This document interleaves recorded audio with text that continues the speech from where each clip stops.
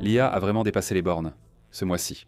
La Chine a présenté des robots surpassant les humains, lancé un modèle de 1000 milliards de paramètres qui a surpris OpenAI et dévoilé un robot Centaure offrant une force surhumaine. Sam Altman a déclaré la mort des Transformers, laissant entendre que toute la base de ChatGPT pourrait être remplacée.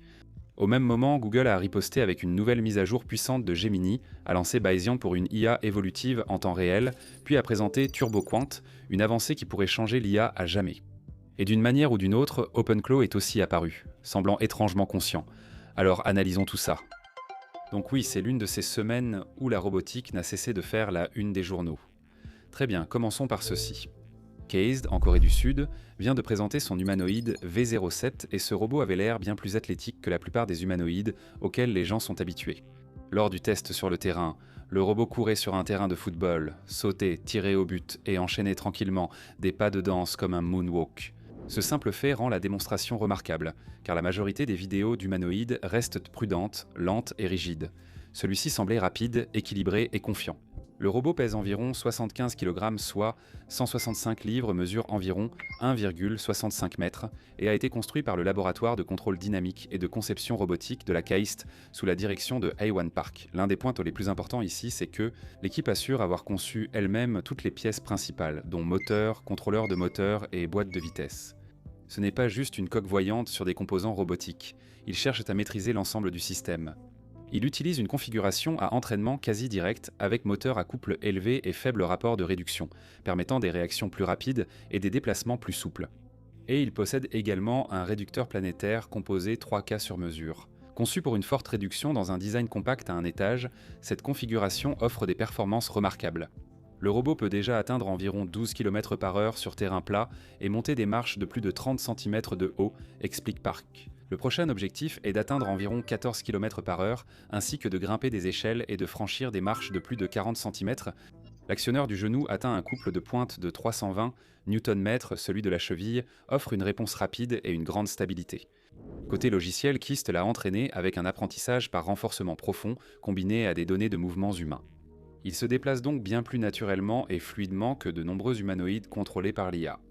Le système modélise aussi la zone de fonctionnement des moteurs, alignant la simulation sur le matériel réel. Ainsi, le robot gère un terrain irrégulier grâce à la proprioception, sans caméra, explique Case.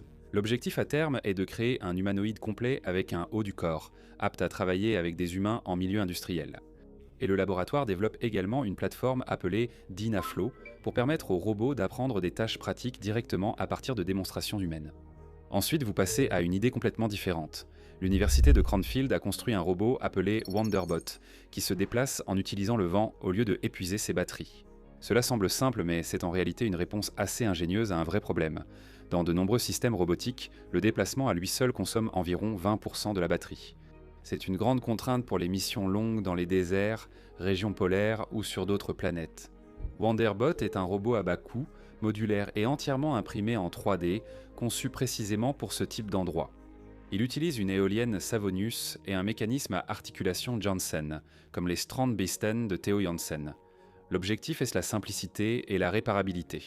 Le Dr Zara Boupadiaï l'a décrit comme une première étape vers des robots autonomes capables d'aller là où les humains ne peuvent pas facilement rester ou entretenir du matériel sur une longue durée. Entièrement imprimées en 3D, ces pièces cassées pourraient être remplacées sur place, évitant d'attendre des missions de ravitaillement coûteuses. C'est essentiel dans des environnements éloignés ou extraterrestres.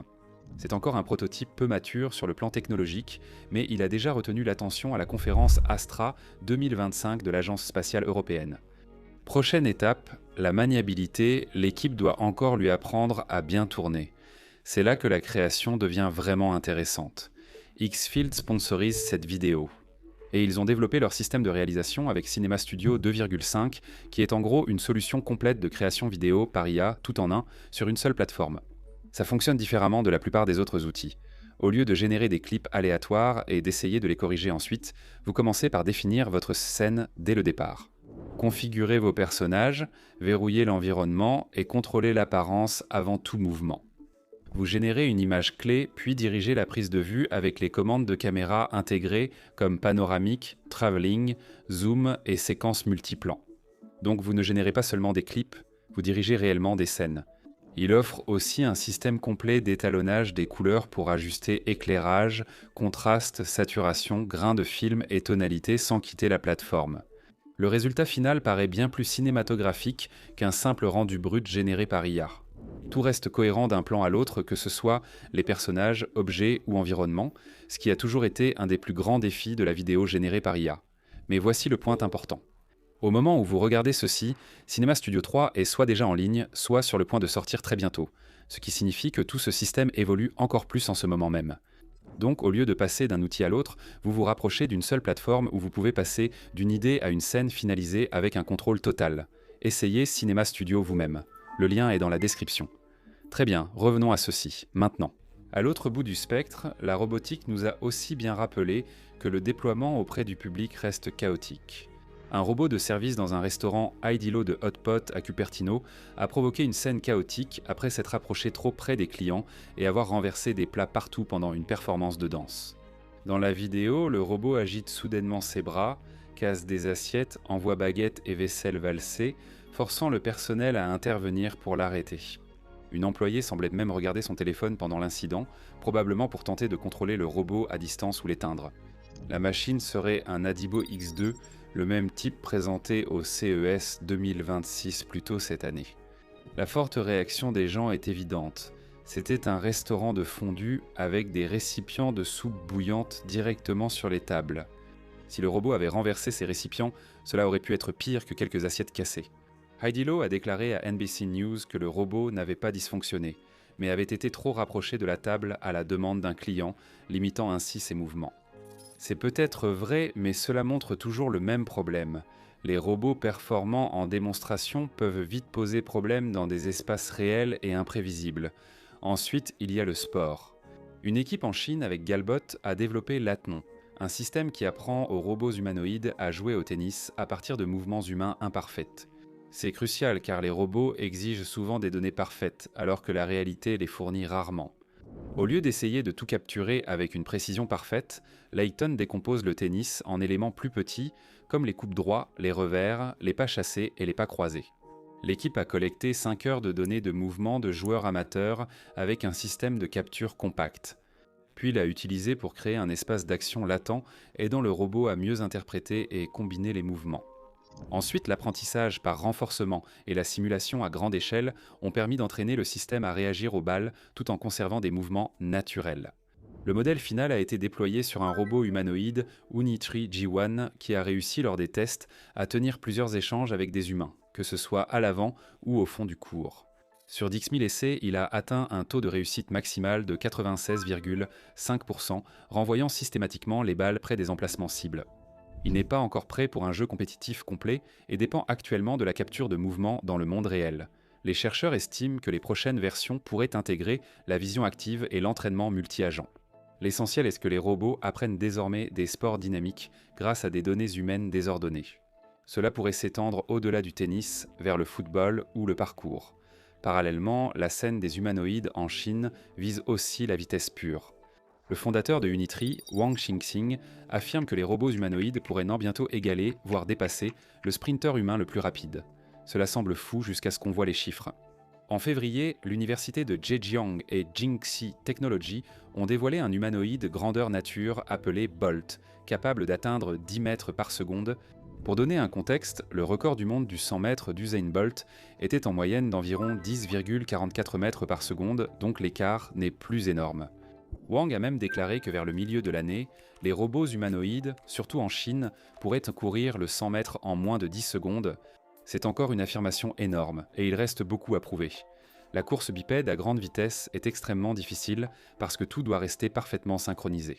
L'équilibre, la force, le timing, la détection et le contrôle doivent à tous fonctionner ensemble, avec presque aucune marge d'erreur. Wang a également admis que la plus grande faiblesse dans tout le domaine reste la généralisation. Les robots peuvent très bien fonctionner dans des environnements contrôlés, puis avoir beaucoup de mal lorsque le monde devient imprévisible.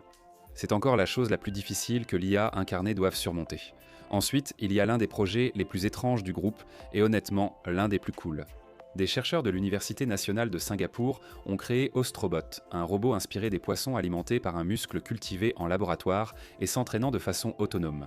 L'astuce est que deux tissus musculaires conçus sont connectés et tirent l'un sur l'autre lors de leur contraction naturelle pendant le développement. Ainsi, au lieu d'avoir besoin d'un système externe pour les entraîner, les muscles s'exercent eux-mêmes. Cette méthode d'auto-entraînement a permis une amélioration majeure des performances. Ostrobot a atteint 467 mm par minute, ce que l'équipe affirme être la vitesse la plus rapide jamais rapportée pour un robot propulsé par des muscles squelettiques. Les muscles entraînés ont également atteint une force maximale de 7,05 mN et une contrainte de 8,51 mN par millimètre carré.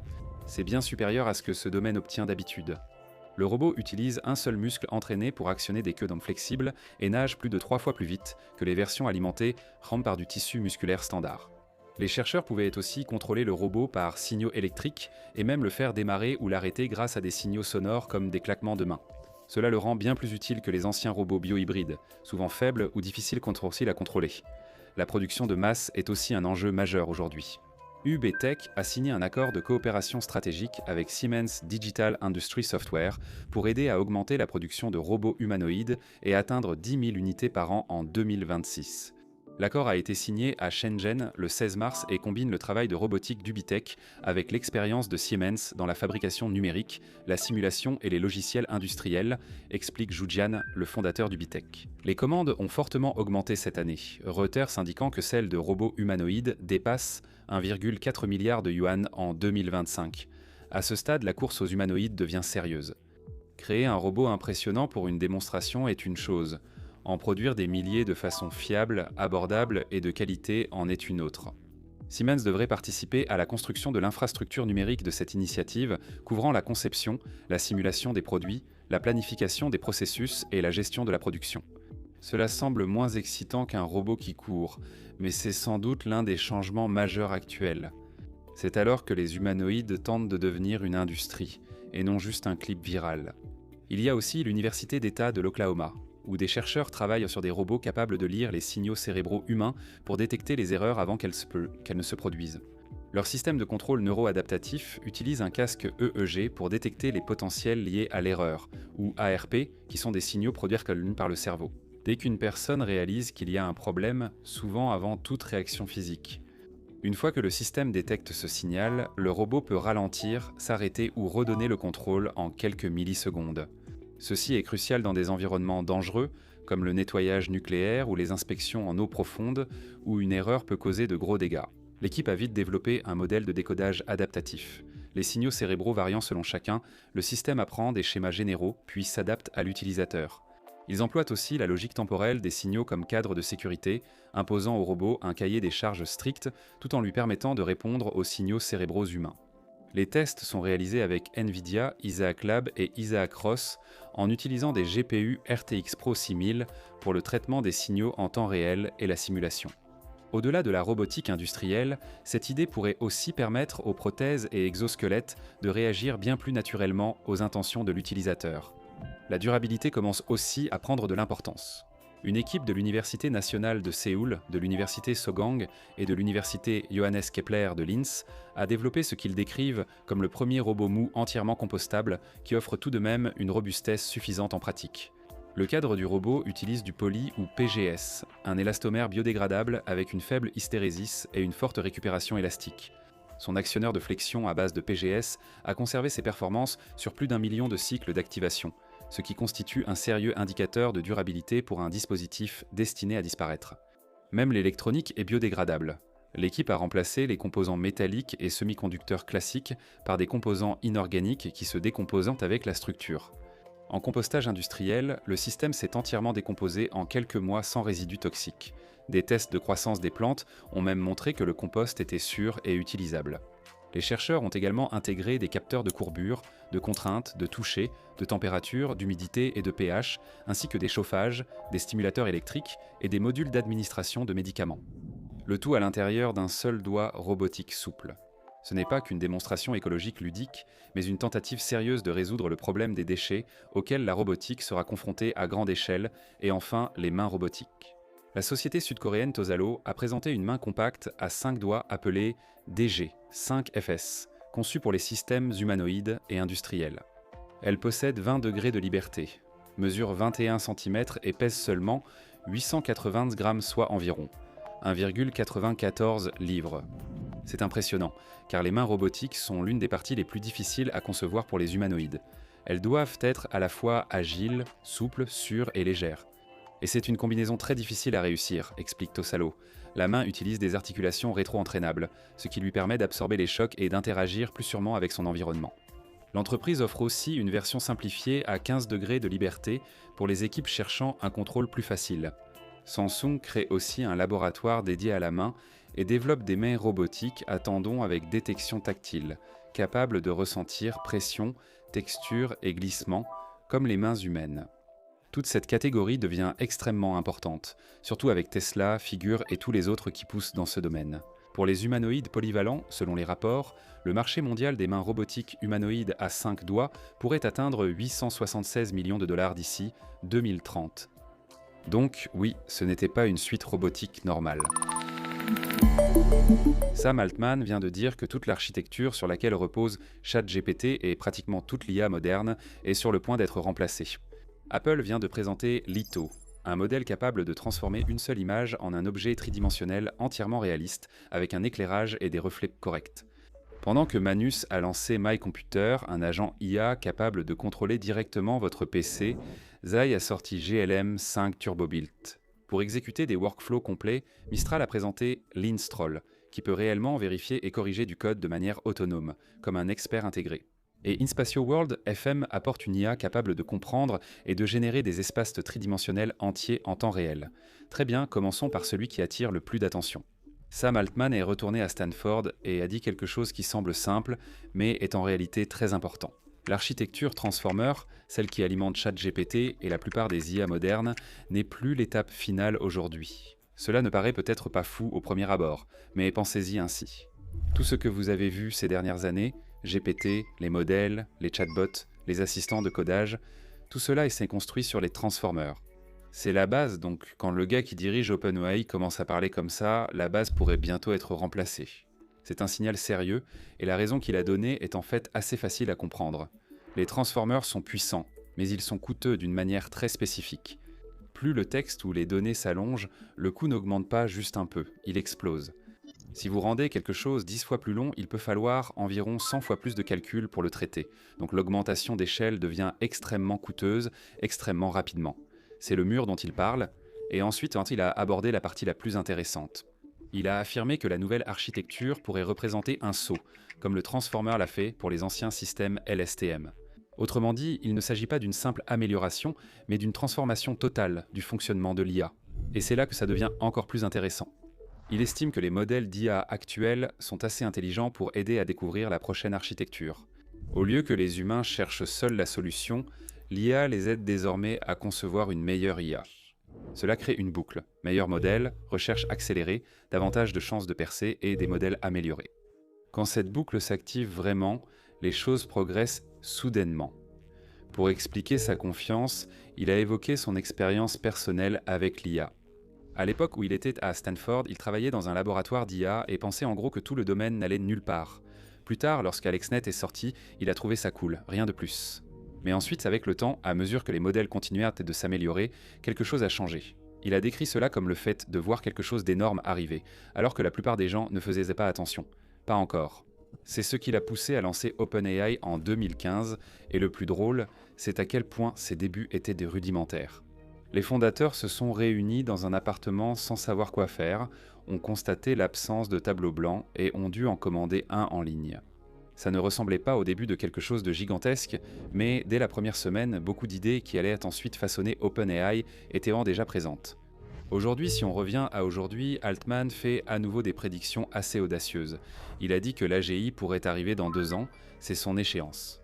Il a aussi affirmé que les agents de programmation, des IA capables d'exécuter des tâches étape par étape, seront sans doute la prochaine grande révolution, comme l'a été ChatGPT.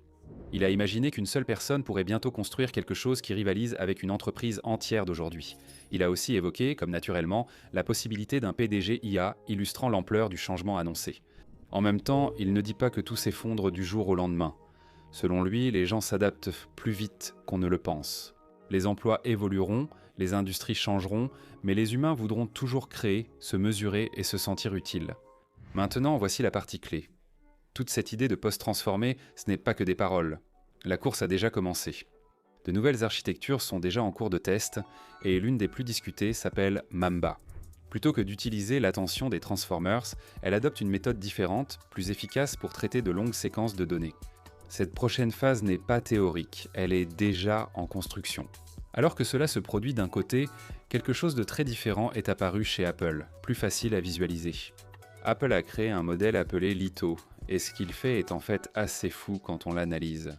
Tout simplement, vous lui donnez une seule image d'un objet, juste une, et il peut reconstituer une version complète en 3 dimensions de cet objet.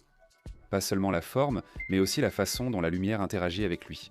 Donc les reflets, les points lumineux, tous ces détails visuels subtils restent cohérents lorsque vous le regardez sous différents angles. L'essentiel, c'est que les anciens systèmes simulaient un plus ou moins le relief en 3 dimensions. En tournant autour de l'objet, tout semblait étrange. L'éclairage réagissait mal, l'illusion se brisait. Le modèle d'Apple essaie de corriger cela en apprenant simultanément la forme de l'objet et le comportement de la lumière dessus, et leur méthode d'entraînement est très astucieuse. Ils ont utilisé des milliers d'objets, chacun présenté sous environ 150 angles différents et sous 3 configurations d'éclairage. Ensuite, au lieu de tout fournir d'un coup, le modèle a appris à compresser ces informations dans une représentation interne compacte. Donc, au lieu de retenir chaque détail, il apprend un résumé de l'objet, puis une autre partie du système reconstruit l'objet complet à partir de ce résumé. Et enfin, ils l'ont entraîné de façon à ce qu'à partir d'une seule image, il puisse deviner le bon résumé et reconstruire l'objet. Une seule image en entrée permet d'obtenir un objet complet en 3 dimensions avec un éclairage réaliste. Cela paraît être un sujet de niche, mais en réalité, c'est révélateur d'un enjeu plus vaste. L'IA progresse dans la compréhension du fonctionnement du monde réel, pas seulement du texte ou des images, mais de la structure physique. Cela conduit à la prochaine histoire. Il existe un projet appelé Inspatio World FM, et l'objectif ici est très clair, donner à l'IA une véritable compréhension de l'espace, pas seulement des visuels. Beaucoup de vidéos générées par l'IA paraissent impressionnantes, mais en les regardant de près, rien n'est vraiment cohérent. Les objets bougent étrangement, la disposition des éléments change et les détails changent d'une image à l'autre. C'est parce que l'IA ne comprend pas vraiment l'espace, elle se contente de généraliser, en générant des images qui semblent correctes à chaque instant. Ce modèle essaye de corriger cela. Il se concentre sur ce qu'on appelle la cohérence multivue, ce qui signifie en gros que si vous regardez une scène sous différents angles, elle reste cohérente. Donc, au lieu de deviner chaque image indépendamment, le modèle construit une structure interne stable du monde. Et voici la partie intéressante. Ils l'ont conçu pour fonctionner en temps réel sur une seule RTX 4090. Pas un énorme serveur, pas un centre de données, juste un GPU grand public. C'est important car ce type d'intelligence spatiale pourrait passer des laboratoires aux produits réels plus vite. Ils ont aussi ajouté une sorte de mémoire. Le modèle utilise un mélange d'ancrage explicite, c'est-à-dire des points fixes dans l'espace, et une mémoire implicite, c'est-à-dire des schémas appris. Ainsi, il n'oublie pas où se trouvent les objets lorsque le point de vue change, et c'est crucial pour la robotique. Si un robot tourne la tête et oublie soudainement où tout se trouve, il devient inutile. Donc il s'agit de donner à l'IA un sens stable de l'espace. Maintenant, pendant que tout cela se passe, un autre changement s'opère dans une direction complètement différente. L'IA commence à passer de la conversation à l'action, et Manus en est un parfait exemple. Ils ont lancé quelque chose appelé My Computer, et cela fait exactement ce que le nom suggère. L'agent IA peut désormais fonctionner directement sur votre ordinateur, pas dans le cloud, pas dans un environnement limité, mais bien sur votre propre machine. Il peut lire des fichiers, les organiser, exécuter des tâches en ligne de commande, contrôler des applications et utiliser vos ressources locales comme votre GPU. Donc au lieu de demander à une IA de vous aider, elle peut réellement faire le travail à votre place. C'est ça, le changement. Ils ont ajouté des contrôles d'autorisation pour que vous validiez ces accès, ce qui est crucial. La direction est claire. L'IA agit davantage comme un opérateur, pas seulement comme un outil de discussion, et c'est là que tout se connecte. Parce qu'une autre entreprise, Zai, vient de sortir un modèle appelé GLM5 Turbo, et il est conçu spécifiquement pour ce type de comportement d'agent. Il ne s'agit pas de discuter, il s'agit d'exécuter des tâches. Le modèle dispose d'une fenêtre de contexte massive, d'environ 200, 2000, 752 jetons, et peut générer plus de 130 et 1000 jetons. Et le prix de sortie est d'environ 0,96 $ par million de jetons en entrée et 3,20 $ par million de jetons en sortie, donc environ 4,16 $ au total. Ce n'est pas le moins cher, mais ce n'est pas l'essentiel. Le point principal, c'est qu'il est optimisé pour de longues chaînes d'actions, l'utilisation d'outils, la planification de tâches et l'exécution de workflows du début à la fin. En gros, au lieu de répondre à une seule question, il peut gérer tout un processus. Et même s'il est légèrement plus lent à donner une première réponse par rapport à certains modèles, il termine les tâches plus rapidement dans l'ensemble et a un taux d'erreur bien plus faible lors de l'utilisation des outils, autour de 0,67%, alors que d'autres dépassent 2%, voire même 6%. C'est crucial car dans les flux de travail réels, la fiabilité compte plus que la vitesse, et il y a aussi un changement majeur ici. Zai se concentrait auparavant beaucoup sur les modèles open source, mais celui-ci est fermé, ce qui suggère quelque chose d'important. Les entreprises distinguent en leur stratégie modèle ouvert pour l'adoption, fermé pour la rentabilité. Ce schéma devient de plus en plus évident dans toute l'industrie. Et enfin, il y a une autre histoire qui se démarque, même si elle est moins spectaculaire.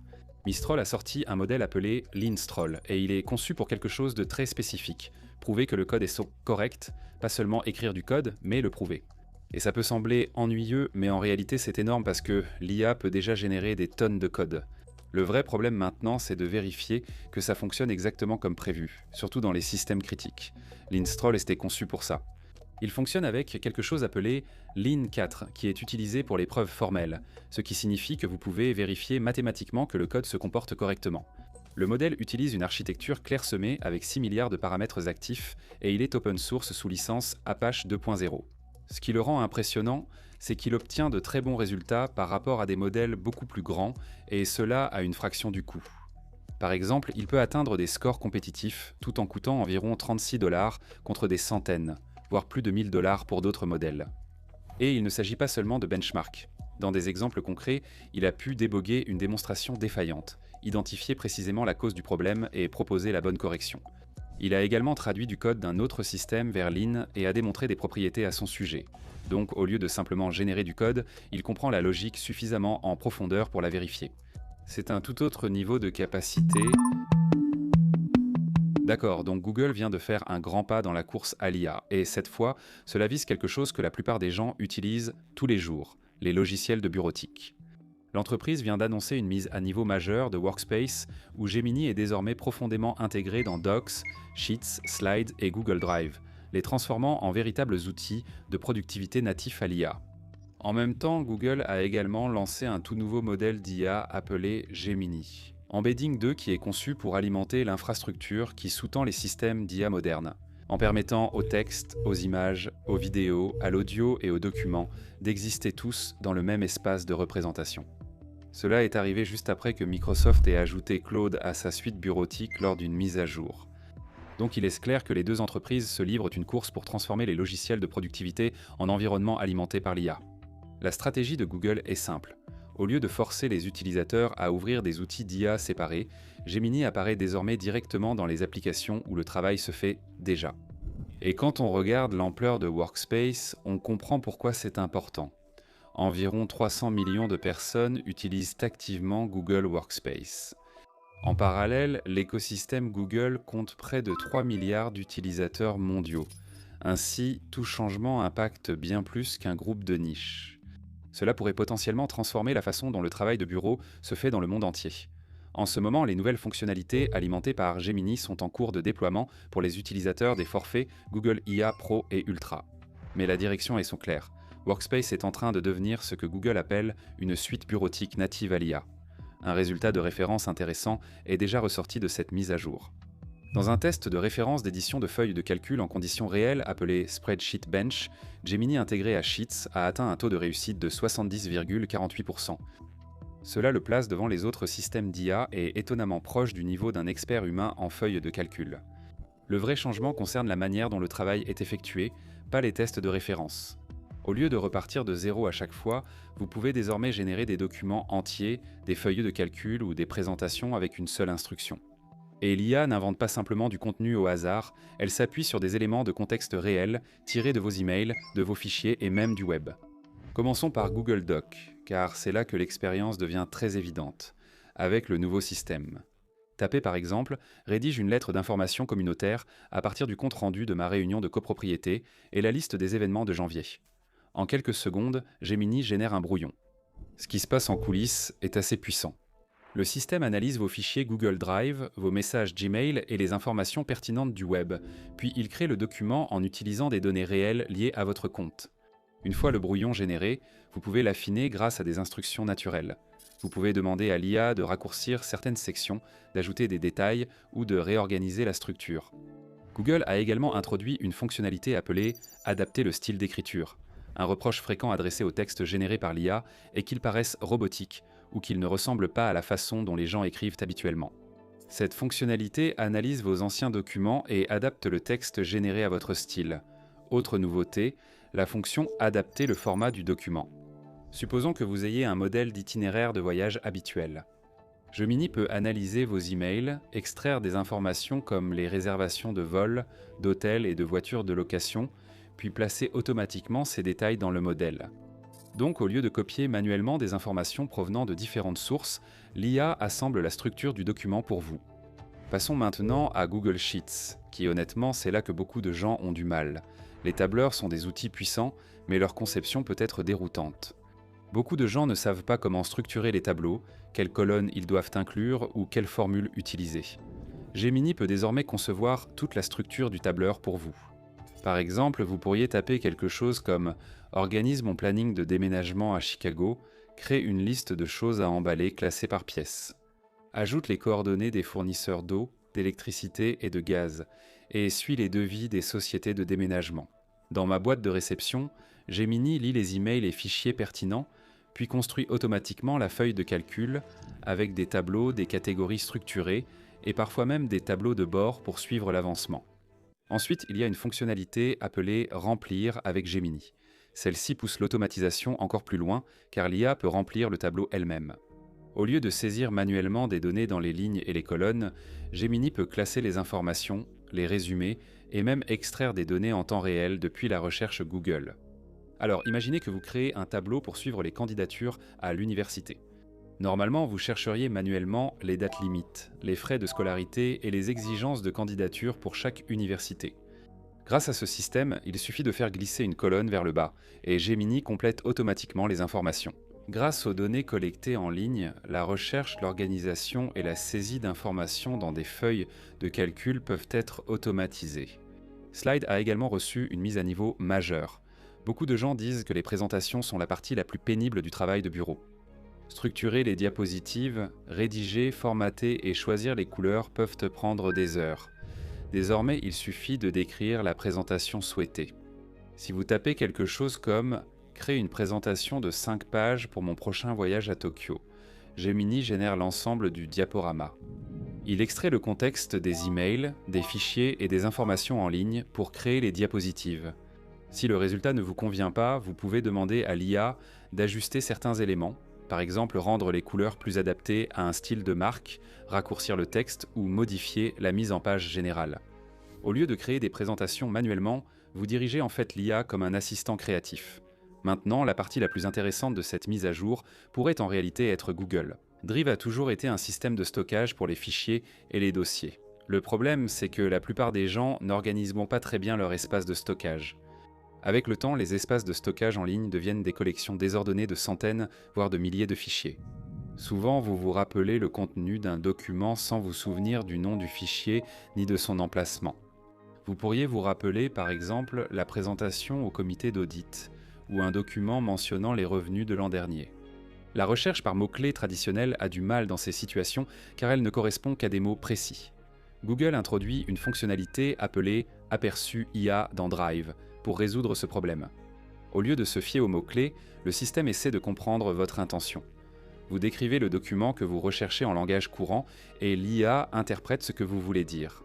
Il analyse ensuite les fichiers et extrait les résultats les plus pertinents. Ainsi, votre Drive devient progressivement une sorte de base de connaissances personnelles, plutôt qu'un simple système de stockage. Il existe également une autre fonctionnalité appelée « Demander à Gemini dans Drive ». Cela permet aux utilisateurs de poser des questions complexes à partir de plusieurs sources à la fois.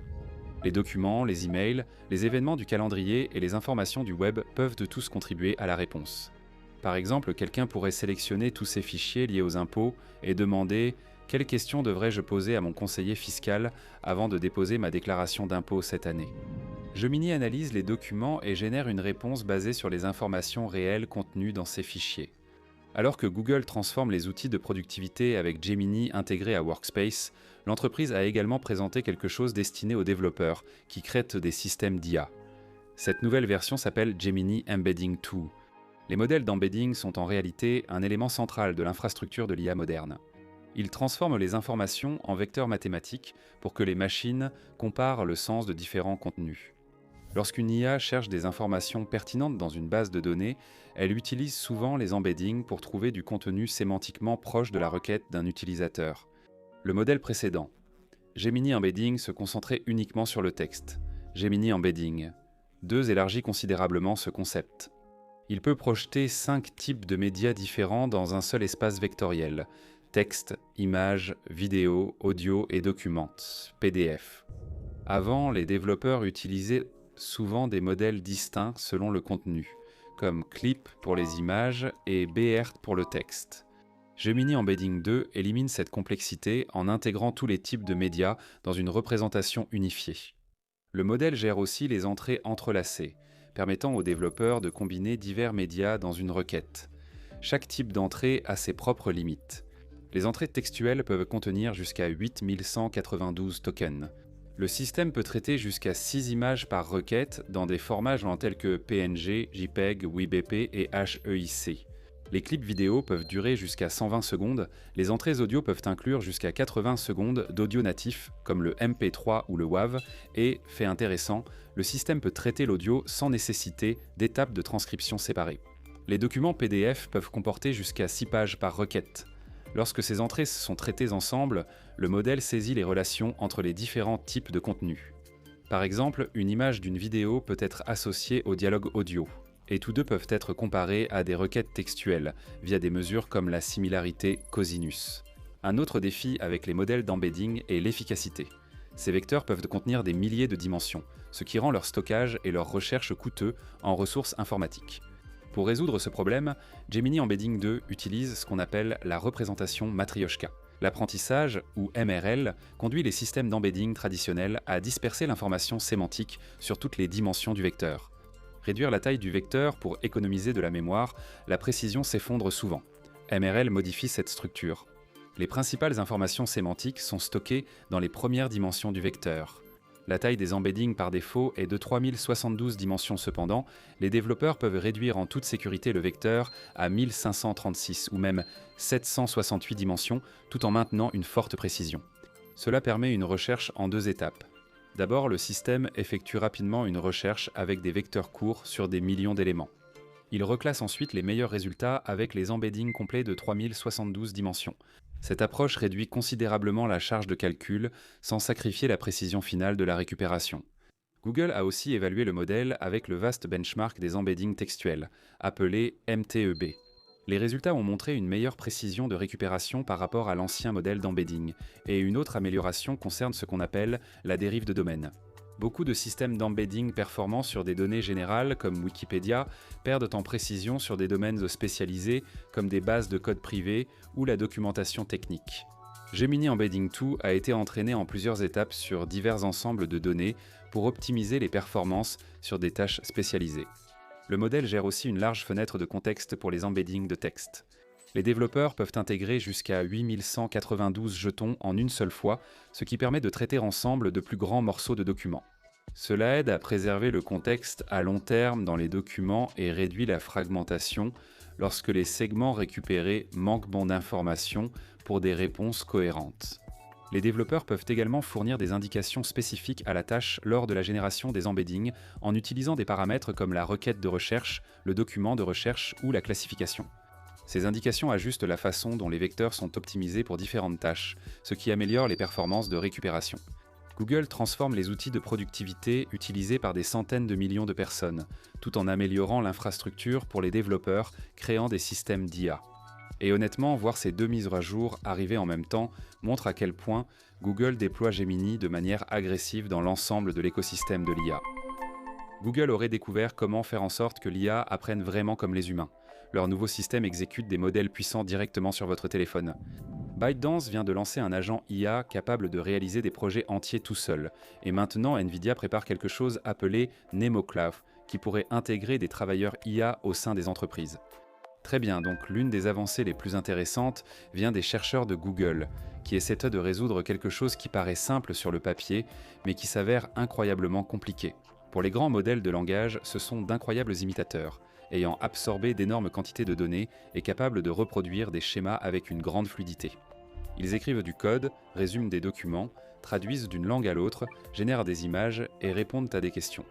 Pourtant, lorsqu'il s'agit de quelque chose que les humains font constamment sans y penser, comme mettre à jour leurs croyances en fonction de nouvelles preuves, ils ont plus de difficultés qu'on ne pourrait le croire. Ce type de raisonnement est appelé raisonnement probabiliste. En termes simples, cela signifie ajuster ce que vous croyez à mesure que de nouvelles informations arrivent. Pensez à quelque chose comme un assistant de voyage qui vous aide à réserver des vols. Au départ, l'assistant ne sait pas si vous accordez plus d'importance au prix, au temps de trajet ou au nombre d'escales. Il doit le comprendre en fonction de vos choix. Si vous choisissez toujours l'option la moins chère, l'assistant devrait progressivement comprendre que le prix compte plus pour vous que la durée. Les humains font cela naturellement. Chaque nouvelle information ajuste notre compréhension, mais lors des tests de Google sur les modèles de langage modernes dans ce contexte, un phénomène étrange s'est produit. Ils ont examiné plusieurs modèles bien connus, dont Gemini 1,5, ProGPT 4,1 Mini LLMA 370B et Queen 2532B. Le dispositif était une interaction contrôlée en 5 tours, où l'IA recommandait des vols et observait quelle option l'utilisateur choisissait. Chaque vol avait des caractéristiques telles que prix, durée et nombre d'escales. En coulisses, une fonction de récompense reflétait les véritables préférences de l'utilisateur. Peut-être que l'utilisateur préfère fortement les vols moins chers, ou peut-être qu'il privilégie un temps de trajet plus court. En théorie, le modèle devrait affiner sa compréhension après chaque tour. En recevant plus de signaux, il devrait mieux prédire ce que veut l'utilisateur, mais cela n'a pas été le cas. La plupart des LLM se sont légèrement améliorés après la première interaction, puis ont essentiellement cessé d'apprendre. Les chercheurs ont décrit cela comme un plateau une fois une fois et c'est fini. Les modèles n'actualisaient pas correctement leurs croyances internes sur l'utilisateur, empêchant un réel apprentissage. Pour voir à quoi devrait ressembler un apprentissage correct, les chercheurs ont comparé les modèles de langage à un assistant bayésien. Cet assistant n'est pas un réseau de neurones, c'est un système symbolique qui utilise une règle mathématique appelée la règle de Bayes pour mettre à jour les probabilités. Après chaque interaction, à chaque choix de l'utilisateur, l'assistant ajuste sa distribution de probabilités sur les préférences. Le résultat correspond à ce qu'on attend d'un système d'apprentissage rationnel. L'assistant bayésien s'améliore à chaque tour parce qu'il ajuste continuellement ses hypothèses. En voyant ce contraste, l'équipe de Google a tenté quelque chose d'astucieux. Au lieu d'entraîner les modèles de langage sur des réponses parfaites, ils les ont entraînés à imiter le comportement de l'assistant bayésien lui-même. Cette méthode s'appelle en fait l'enseignement bayésien. Normalement, lorsque les modèles d'IA sont entraînés, ils apprennent d'un enseignant qui connaît déjà la bonne réponse. Les chercheurs appellent cela l'enseignement par oracle. Le modèle apprend simplement à reproduire le résultat final. L'enseignement bayésien renverse cette idée. Dans cette approche, l'enseignant ne connaît pas toujours la réponse immédiatement. Les premières suppositions peuvent être erronées parce que le système est encore en train de comprendre, mais ces suppositions éclairées révèlent quelque chose d'extrêmement précieux, le véritable processus de raisonnement. En utilisant le réglage fin supervisé, les chercheurs ont entraîné des modèles comme Gemma 29B et Llama 38B sur des ensembles de données où l'enseignant suivait ce schéma de raisonnement bayésien, au lieu de simplement copier les bonnes réponses. Les modèles ont appris à fonctionner dans l'incertitude, et les résultats ont été étonnamment solides. Les modèles entraînés de manière bayésienne se sont finalement alignés sur la stratégie bayésienne optimale, environ 80% du temps. C'est une amélioration considérable par rapport à leur version originale. Plus intéressant encore, les modèles ont montré un véritable comportement de mise à jour des croyances lors des interactions. L'équipe a ensuite testé un défi plus grand, vérifier si cette compétence s'étendait hors de l'environnement d'entraînement initial. Les modèles n'avaient été entraînés que sur des données synthétiques de recommandations de vol. Les chercheurs ont porté la complexité de 4 à 8 caractéristiques de vol et déplacé le système vers des domaines totalement différents. Une expérience concernait des recommandations d'hôtels, une autre simulait un environnement d'achat en ligne avec de vrais titres et descriptions de produits. Bien que non entraînés sur ces tâches, les modèles ont transféré efficacement leurs compétences probabilistes, dépassant parfois les humains lors de plusieurs séries. Les humains, en réalité, ne sont pas des décideurs parfaitement rationnels. Ils se laissent distraire, changent d'avis ou agissent de manière incohérente. Les modèles entraînés selon un schéma de raisonnement mathématique restèrent parfois plus proches de la stratégie optimale. Cette expérience éclaire un aspect fascinant de l'avenir de l'IA. Les systèmes symboliques, tels que les modèles bayésiens, excellents en raisonnement structuré mais peinent dans des environnements réels désordonnés. Les réseaux neuronaux, tels que les grands modèles de langage, sont flexibles et puissants dans des environnements complexes, mais historiquement moins performants en raisonnement strict. En distillant la stratégie de raisonnement d'un modèle symbolique dans un réseau neuronal via un affinement supervisé, les chercheurs fusionnent les forces des deux mondes. Alors que les chercheurs de Google essaient d'améliorer la façon dont l'IA pense et raisonne réellement, l'entreprise travaille également sur un autre défi de taille: faire tourner des modèles d'IA puissants directement sur des appareils du quotidien. Donc Google a récemment publié TensorFlow 2.21 et l'un des plus grands changements dans cette mise à jour est ce qu'on appelle LiteRT.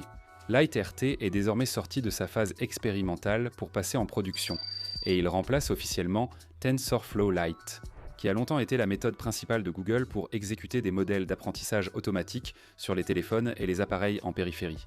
Et c'est important pour une raison simple. Faire tourner l'IA dans d'immenses centres de données est relativement facile. Ces machines disposent de GPU énormes, d'une mémoire massive et de beaucoup d'électricité.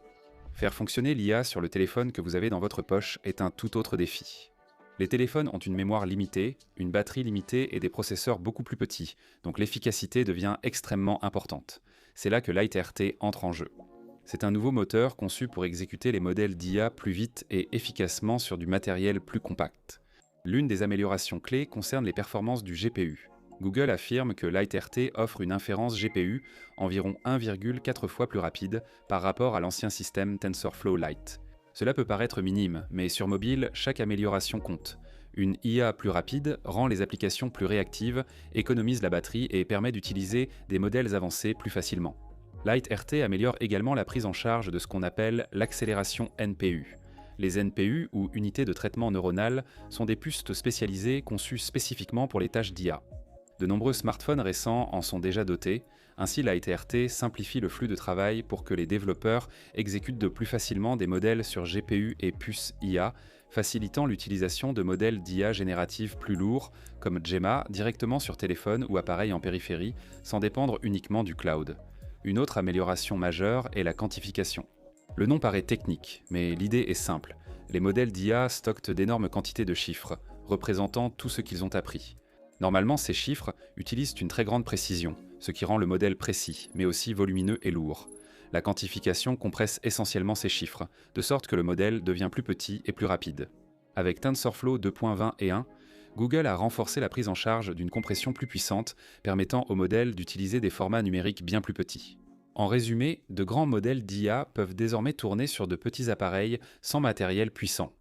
C'est important car cela permet à plus de traitements d'IA de s'effectuer directement sur votre téléphone, sans toujours envoyer les données vers le cloud. LiteRT facilite également la vie des développeurs qui travaillent avec différents frameworks d'IA. Dans le passé, convertir des modèles entraînés avec PyTorch ou JAX dans des formats pouvant fonctionner sur des appareils mobiles pouvait être frustrant. Désormais, LiteRT permet de convertir directement depuis PyTorch et JAX, offrant aux développeurs la possibilité d'entraîner et de déployer des modèles sans tout reconstruire dans TensorFlow. En même temps, Google affirme que l'avenir de TensorFlow Core sera davantage axé sur la stabilité et le support à long terme. Ainsi, au lieu de changements de fonctionnalités constants, les mises à jour se concentreront sur les correctifs de sécurité, les corrections de bugs et les améliorations de compatibilité, y compris la prise en charge des nouvelles versions de Python. Ce travail concerne également l'ensemble de l'écosystème TensorFlow, y compris des outils comme TF-Data, TensorFlow Serving TFX et TensorFlow Quantum. Donc Google travaille clairement à faire fonctionner l'IA de manière plus efficace et performante partout. Mais en même temps, un autre géant de la technologie pousse l'IA dans une direction très différente. ByteDance a publié DearFlow 2.0, un framework open source conçu pour coordonner des agents d'IA capables d'exécuter des tâches complexes.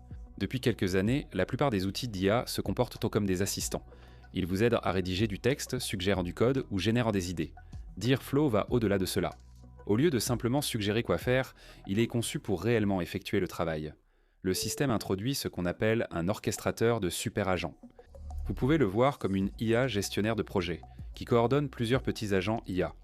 Lorsqu'une demande complexe arrive, comme rechercher des startups en IA et créer une présentation, l'agent principal divise le travail en tâches plus petites.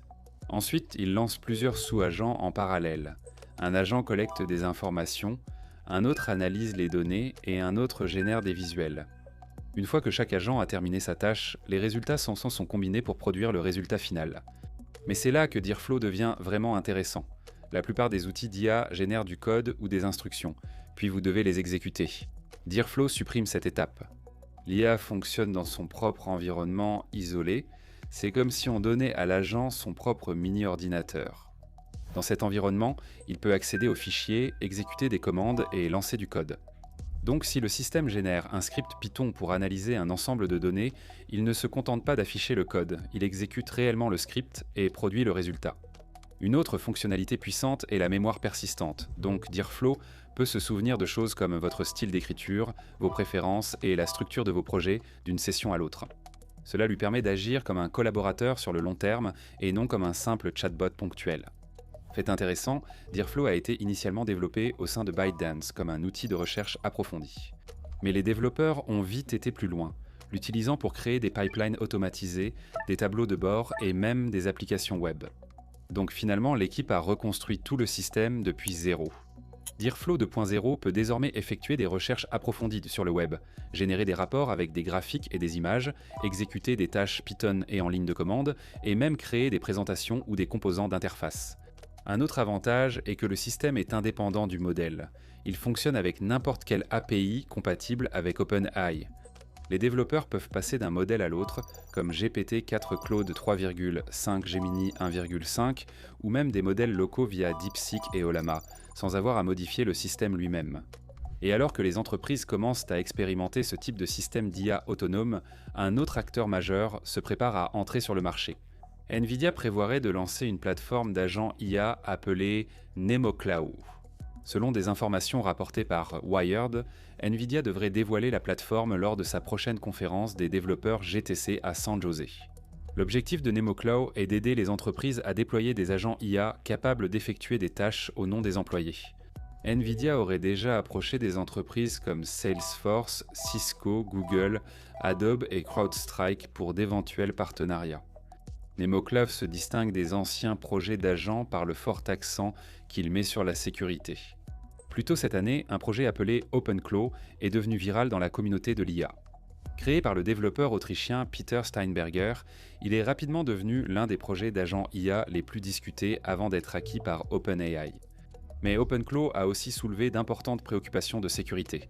Certaines entreprises, comme Meta et Langchain, auraient interdit à leurs employés de l'installer sur les ordinateurs professionnels. Dans un cas largement discuté, un agent IA a accidentellement supprimé en masse les emails d'un utilisateur. Ainsi, selon les rapports, NVIDIA semble déterminé à éviter ce genre de situation. NemoClaw inclura des outils de sécurité et de confidentialité intégrés conçus pour un usage en entreprise. Fait intéressant, la plateforme sera aussi compatible avec différentes puces, permettant aux entreprises de l'utiliser sans matériel NVIDIA. Le nom provient probablement de la famille de modèles open source Nematron de NVIDIA, y compris Nematron 3 qui a été conçu spécifiquement pour les flux de travail des agents d'IA. Le PDG de NVIDIA, Jensen Huang, a récemment décrit OpenClaw comme étant peut-être la sortie logicielle la plus importante jamais réalisée, montrant à quel point NVIDIA prend au sérieux cette nouvelle catégorie de systèmes d'IA. Cela signale également un changement plus large. Pendant des années, l'écosystème logiciel de NVIDIA tournait autour de CUDA, une plateforme propriétaire liée au GPU NVIDIA. Mais le lancement d'une plateforme d'agents open source suggère que NVIDIA essaie de contribuer à définir la prochaine génération d'infrastructures d'IA. Des rapports suggèrent également que NVIDIA pourrait dévoiler un nouveau système de puces d'inférence lors du même événement GTC, incorporant potentiellement la technologie de la startup Grok, qui se concentre sur du matériel d'inférence IA extrêmement rapide. Une vidéo de robotique a récemment circulé en ligne, et dès que les ingénieurs l'ont vue, ils ont compris que quelque chose de plus important se passait. Sous le capot, le robot traverse une pièce en scannant tout avec le lidar et des caméras, ce qui semble déjà normal puisque les robots font ça tout le temps. Mais voici la particularité. Le système qui tourne en arrière-plan, OpenClaw, commence à transformer tout ce que le robot voit en une véritable mémoire du monde. L'espace, les objets et le temps sont tous reliés ensemble.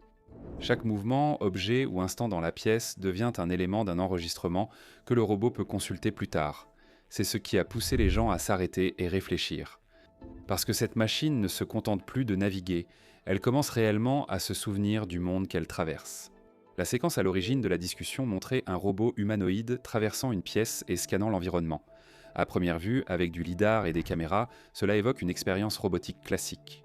Les robots utilisent donc déjà le lidar, des caméras binoculaires, des caméras RVB, des capteurs de profondeur, tout ce genre de choses.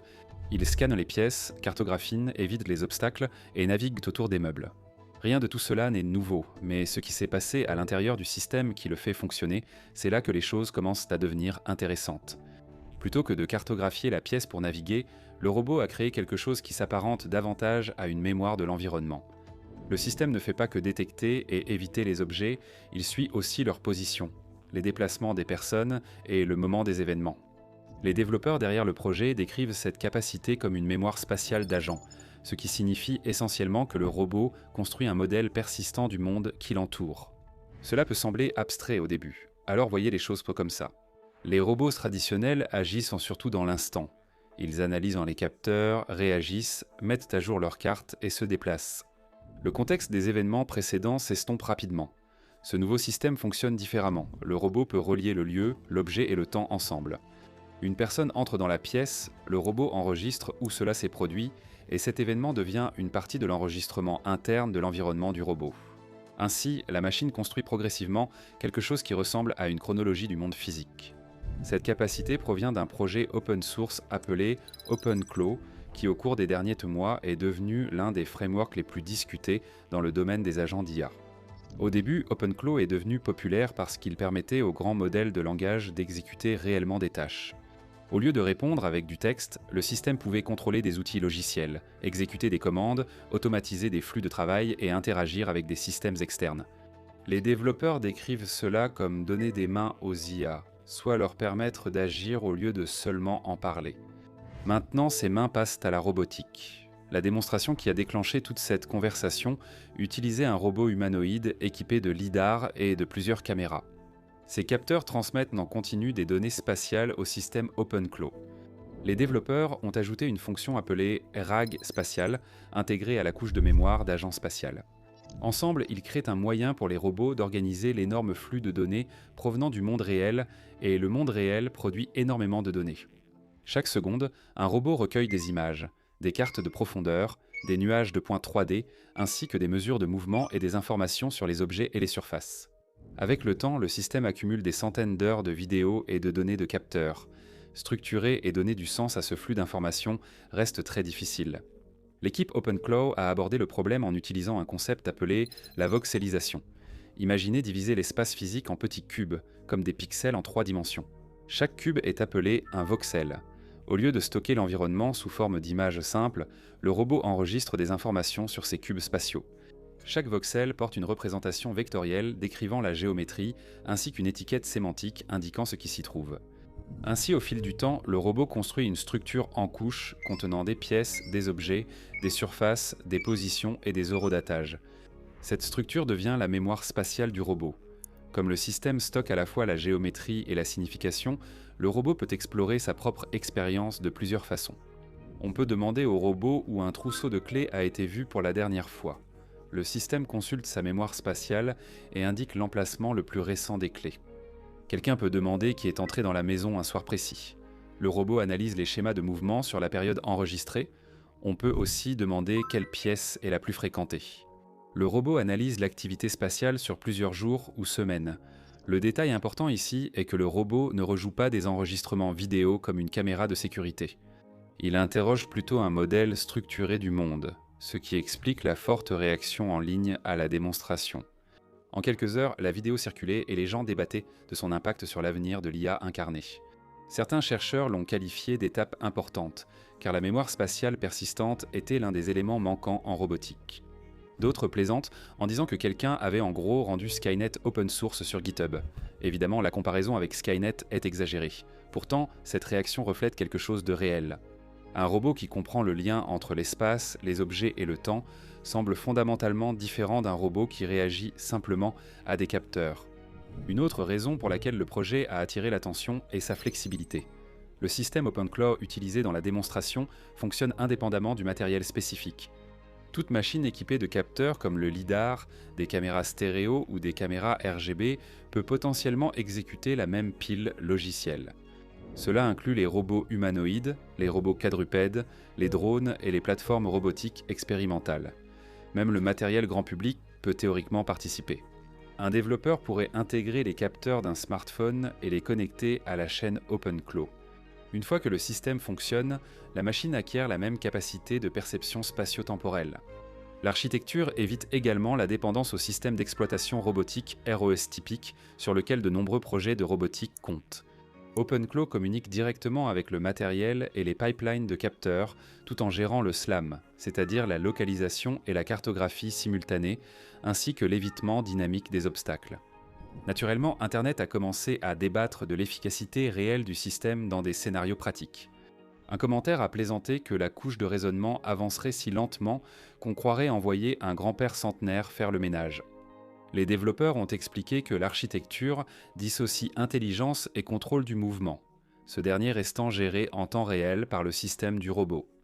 Les moteurs, les articulations et la locomotion fonctionnent à grande vitesse. La couche OpenClaw se situe au-dessus de cela. Agissant comme un système de coordination de haut niveau, il observe l'environnement, gère la mémoire et décide quelles actions doivent être effectuées ensuite. Cette séparation permet au robot de se déplacer rapidement tout en développant une compréhension à long terme de son environnement. Une autre critique concernait l'intégration de grands modèles de langage dans l'architecture, alors que certains ingénieurs estimaient que des modèles spécialisés d'apprentissage automatique seraient plus efficaces. Les développeurs ont expliqué qu'exécuter un modèle de langage sur du matériel est désormais assez facile. Maintenir un contexte physique continu à travers le temps et l'espace reste le véritable défi. OpenClaw fournit l'infrastructure qui gère ce contexte.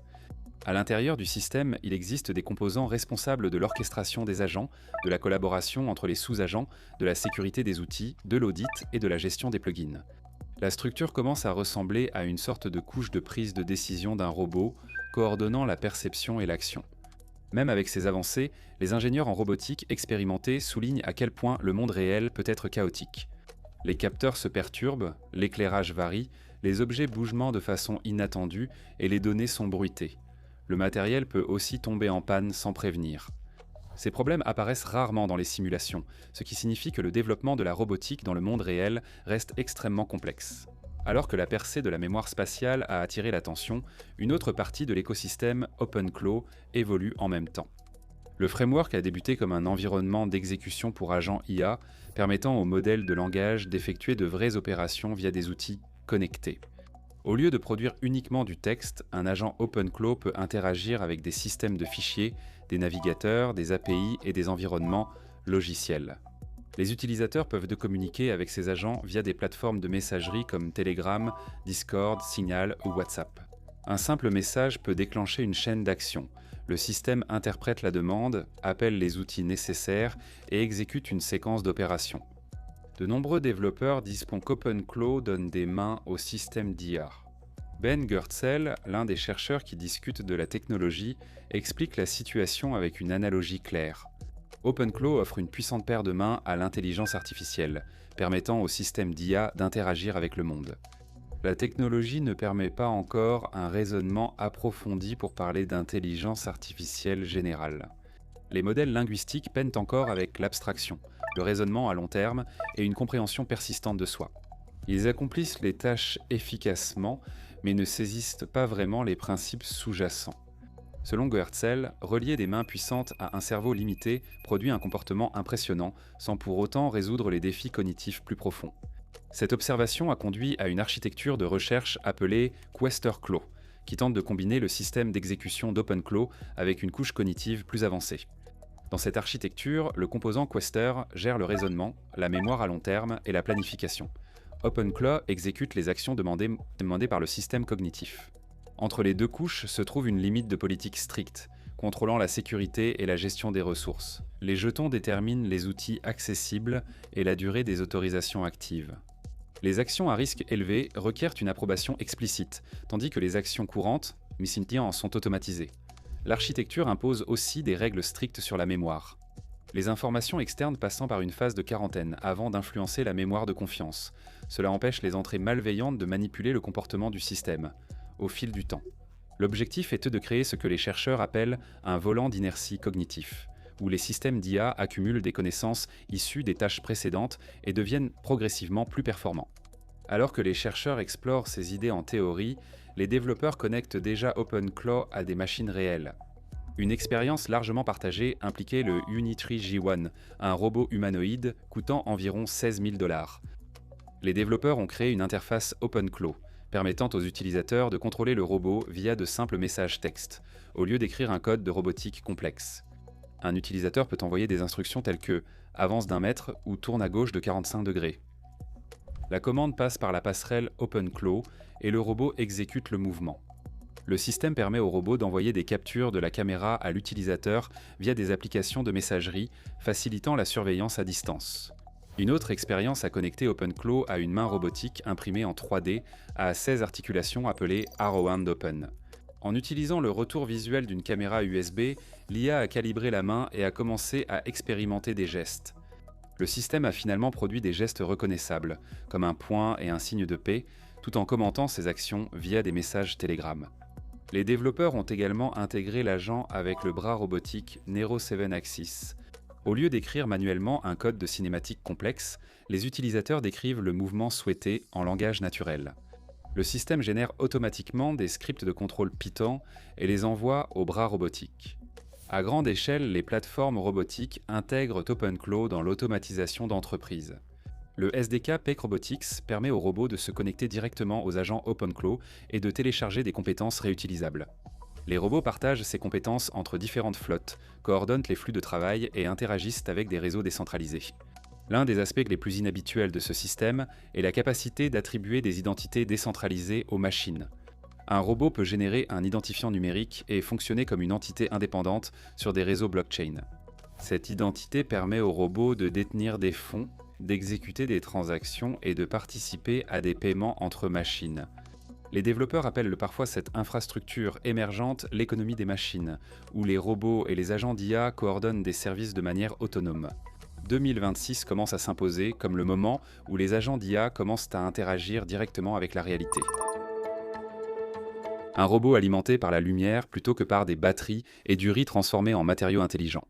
Des essaims militaires de cafards cyborgs, des robots humanoïdes entrant dans les usines, et même des moines robots répondant aux questions dans les temples. La robotique vient d'entrer dans une toute nouvelle phase très étrange. Alors parlons-en, d'accord ? Commençons par l'un des exemples les plus bizarres. Des chercheurs de l'Université de Californie à Davis ont créé un robot de la taille d'un insecte capable de sauter continuellement en n'utilisant que la lumière. Et quand je dis rien, je veux dire littéralement rien d'autre. Pas de moteur, pas de processeur, pas de batterie, pas d'électronique à l'intérieur de la machine. Tout le système fonctionne uniquement grâce aux matériaux dont il est fait. Le robot est principalement construit à partir de ce qu'on appelle des élastomères à cristaux liquides. Ce sont des matériaux semblables au caoutchouc qui changent physiquement de forme lorsqu'ils sont exposés à la lumière. Donc lorsque la lumière éclaire le matériau, il commence à se plier et cette flexion emmagasine de l'énergie élastique à l'intérieur d'une structure en poutre courbée intégrée au robot. Maintenant, c'est là que ça devient intéressant. À mesure que la lumière continue d'éclairer le matériau, cette énergie emmagasinée continue de s'accumuler jusqu'à ce qu'elle atteigne soudainement un point critique. Et ensuite, la poutre reprend brusquement sa forme initiale, libérant instantanément l'énergie emmagasinée et propulsant le robot dans les airs.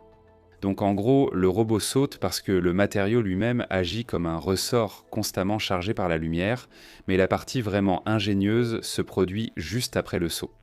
Pendant que le robot est en l'air, son propre corps bloque brièvement la source de lumière et projette une ombre sur lui-même. Cette ombre refroidit le matériau et lui permet de retrouver sa forme d'origine. Une fois que le robot atterrit et que la lumière frappe à nouveau le matériau, tout le cycle recommence. La lumière plie le matériau, l'énergie s'accumule, la poutre revient brusquement à sa forme initiale, le robot saute, l'ombre réinitialise le système, puis le processus se répète. Ici, la boucle de rétroaction est générée automatiquement par les lois physiques de la lumière et de l'ombre, et non par l'électronique. Honnêtement, les chercheurs ne s'attendaient pas à un tel succès. Ils pensaient bien que le robot sauterait seulement quelques fois avant de s'arrêter. Au lieu de cela, lors des tests, il a effectué 188 sauts consécutifs sans aucune électronique. Encore plus surprenant, c'est la force. Le robot pèse environ 300 mg, ce qui n'est pratiquement rien.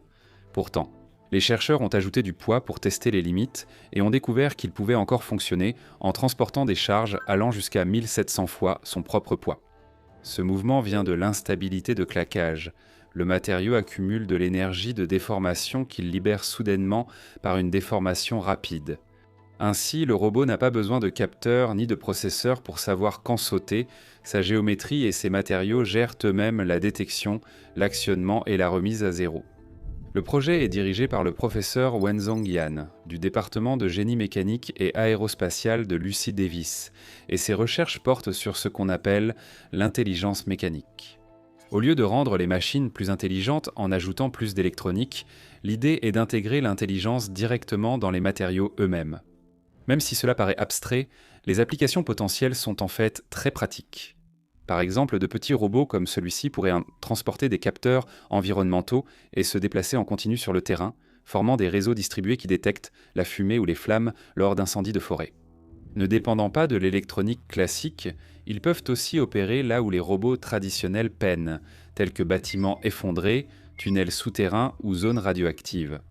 Pendant que certains chercheurs testent ces matériaux, d'autres scientifiques ont découvert quelque chose d'inattendu sur l'un des aliments les plus courants au monde, le riz. Les scientifiques qui étudient les matériaux granulaires ont remarqué que les grains de riz tassés se comportent très différemment selon la rapidité avec laquelle ils sont compressés. Lorsque le riz est compressé lentement, il conserve sa solidité et maintient sa structure. Mais si la compression est rapide, la friction entre les grains chute soudainement, et le matériau devient plus faible. Cet effet s'appelle l'affaiblissement lié à la vitesse, et il se produit parce que les réseaux de contact internes entre les grains se décomposent lorsque la charge est appliquée rapidement. Maintenant, à première vue, cela pourrait simplement sembler être une observation intéressante de la physique, mais les ingénieurs ont rapidement compris qu'ils pouvaient réellement utiliser ce comportement. En combinant du riz avec d'autres matériaux granulaires au comportement opposé, comme le sable qui résiste davantage sous des charges rapides, ils ont créé de nouveaux matériaux composites appelés métamatériaux. Ces matériaux adaptent automatiquement leur comportement mécanique selon la sollicitation. Sous une pression lente, ils restent rigides, mais sous des chocs soudains, ils peuvent se plier ou s'effondrer. Et tout cela se produit sans capteur, sans électronique, ni système de contrôle actif. Le docteur Ming Chao Liu de l'université de Birmingham a expliqué l'idée de façon assez claire. Plutôt que de programmer les machines pour réagir aux forces, les ingénieurs peuvent laisser la physique du matériau déterminer la réaction de la structure, ouvrant ainsi des perspectives intéressantes. Les robots fabriqués à partir de ces matériaux pourraient être plus légers, plus souples et plus sûrs, tout en s'adaptant automatiquement à leur environnement. Les casques et gilets pare-balles pourraient rester souples lors de mouvements normaux, mais se rigidifier instantanément lors d'impacts soudains. Très bien maintenant. Alors que certains chercheurs se concentrent sur les matériaux, d'autres orientent dans la robotique dans une direction très différente. Ils combinent des machines avec des organismes vivants. Une start-up allemande de défense appelée Swarm Biotactics a développé des essaims de cafards cyborgs conçus pour la reconnaissance militaire, et ce n'est plus seulement une expérience de laboratoire. L'entreprise a récemment confirmé que ces systèmes ont déjà été testés sur le terrain avec des clients de l'OTAN payants, y compris des unités militaires allemandes. Voici comment cela fonctionne.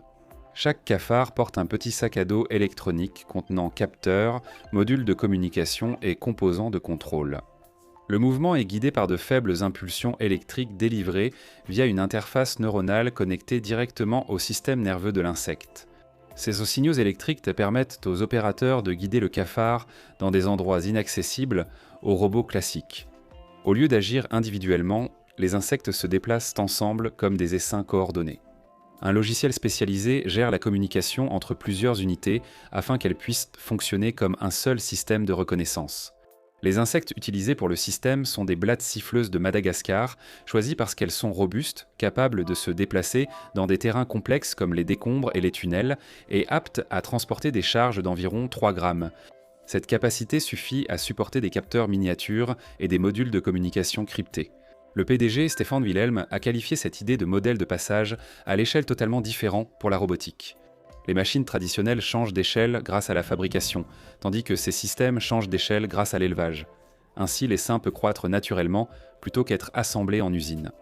Jusqu'à présent, la start-up a levé environ 13 millions d'euros, dont un tour de table d'amorçage de 10 millions d'euros et 3 millions d'euros en financement pré-amorçage. Ce financement soutient l'expansion à la fois en Allemagne et aux États-Unis. Maintenant, même si cela ressemble à quelque chose tout droit sorti d'un film de science-fiction, le développement de la robotique progresse également dans des machines mécaniques plus traditionnelles. La société chinoise de robotique Unitree a récemment dévoilé un puissant robot quadrupède appelé AS2. Le robot pèse environ 18 kg et peut atteindre des vitesses de course supérieures à 5 mètres par seconde, soit environ 18 km par heure. Malgré cette taille, il peut supporter une charge utile en position debout de 65 kg, soit environ 143 livres. Sa conception mécanique offre 12 degrés de liberté grâce à des moteurs rapides et des roulements à rouleaux croisés de précision. Cela permet au robot de monter des escaliers jusqu'à 25 cm de hauteur, de franchir des pentes allant jusqu'à 40 degrés et de grimper sur des plateformes pouvant atteindre 50 cm de haut. L'alimentation provient d'une batterie au lithium de 648 Wh avec une capacité de 15 000 mAh. Lorsqu'il n'est pas chargé, le robot peut fonctionner pendant plus de 4 heures et parcourir des distances de plus de 20 km. Même en transportant 15 kg, il peut encore fonctionner pendant plus de 2 heures et demie et parcourir environ 13 km. Le robot est également conçu pour des environnements difficiles. Il possède un indice de protection IP54 pour la résistance à la poussière et à la pluie et peut fonctionner à des températures allant de moins 20 degrés Celsius à 50 degrés Celsius. Les versions haut de gamme incluant des capteurs LiDAR avancés avec 64 à 128 lignes de balayage, ainsi que le Wi-Fi 6, le Bluetooth 5.2 des caméras, des haut-parleurs et des microphones. Et une caractéristique qui se démarque est le système intelligent de suivi latéral de Unitree, qui permet au robot de suivre une personne avec une précision de positionnement au centimètre près. Désormais, alors que les robots quadrupèdes gagnent en puissance et rapidité, la plus forte dynamique se situe actuellement dans la robotique humanoïde. Des usines du monde entier commencent à tester des machines conçues pour travailler dans les mêmes espaces que les humains. La société chinoise de robotique Agabot a récemment présenté son robot humanoïde industriel appelé le G2. La machine combine une flexibilité semblable à celle de l'humain avec un contrôle de mouvement extrêmement précis. Son corps comprend 26 degrés de liberté ainsi que des bras à 7 degrés de liberté capables d'appliquer des forces aussi faibles que 0,5 N pour des tâches délicates. La puissance de calcul atteint environ 2070 teraflops grâce à la plateforme Jetson Tor de Nvidia. Le robot utilise une direction à 4 roues pour un mouvement omnidirectionnel permettant de se déplacer en crabe et de tourner sur place dans des espaces restreints d'usine. Il fonctionne en continu grâce à des batteries doubles échangeables à chaud permettant une utilisation 24 heures sur 24. Selon l'entreprise, le robot a réussi plus de 130 tests de composants et essais environnementaux et peut fonctionner à des températures comprises entre -15 et 50 degrés Celsius.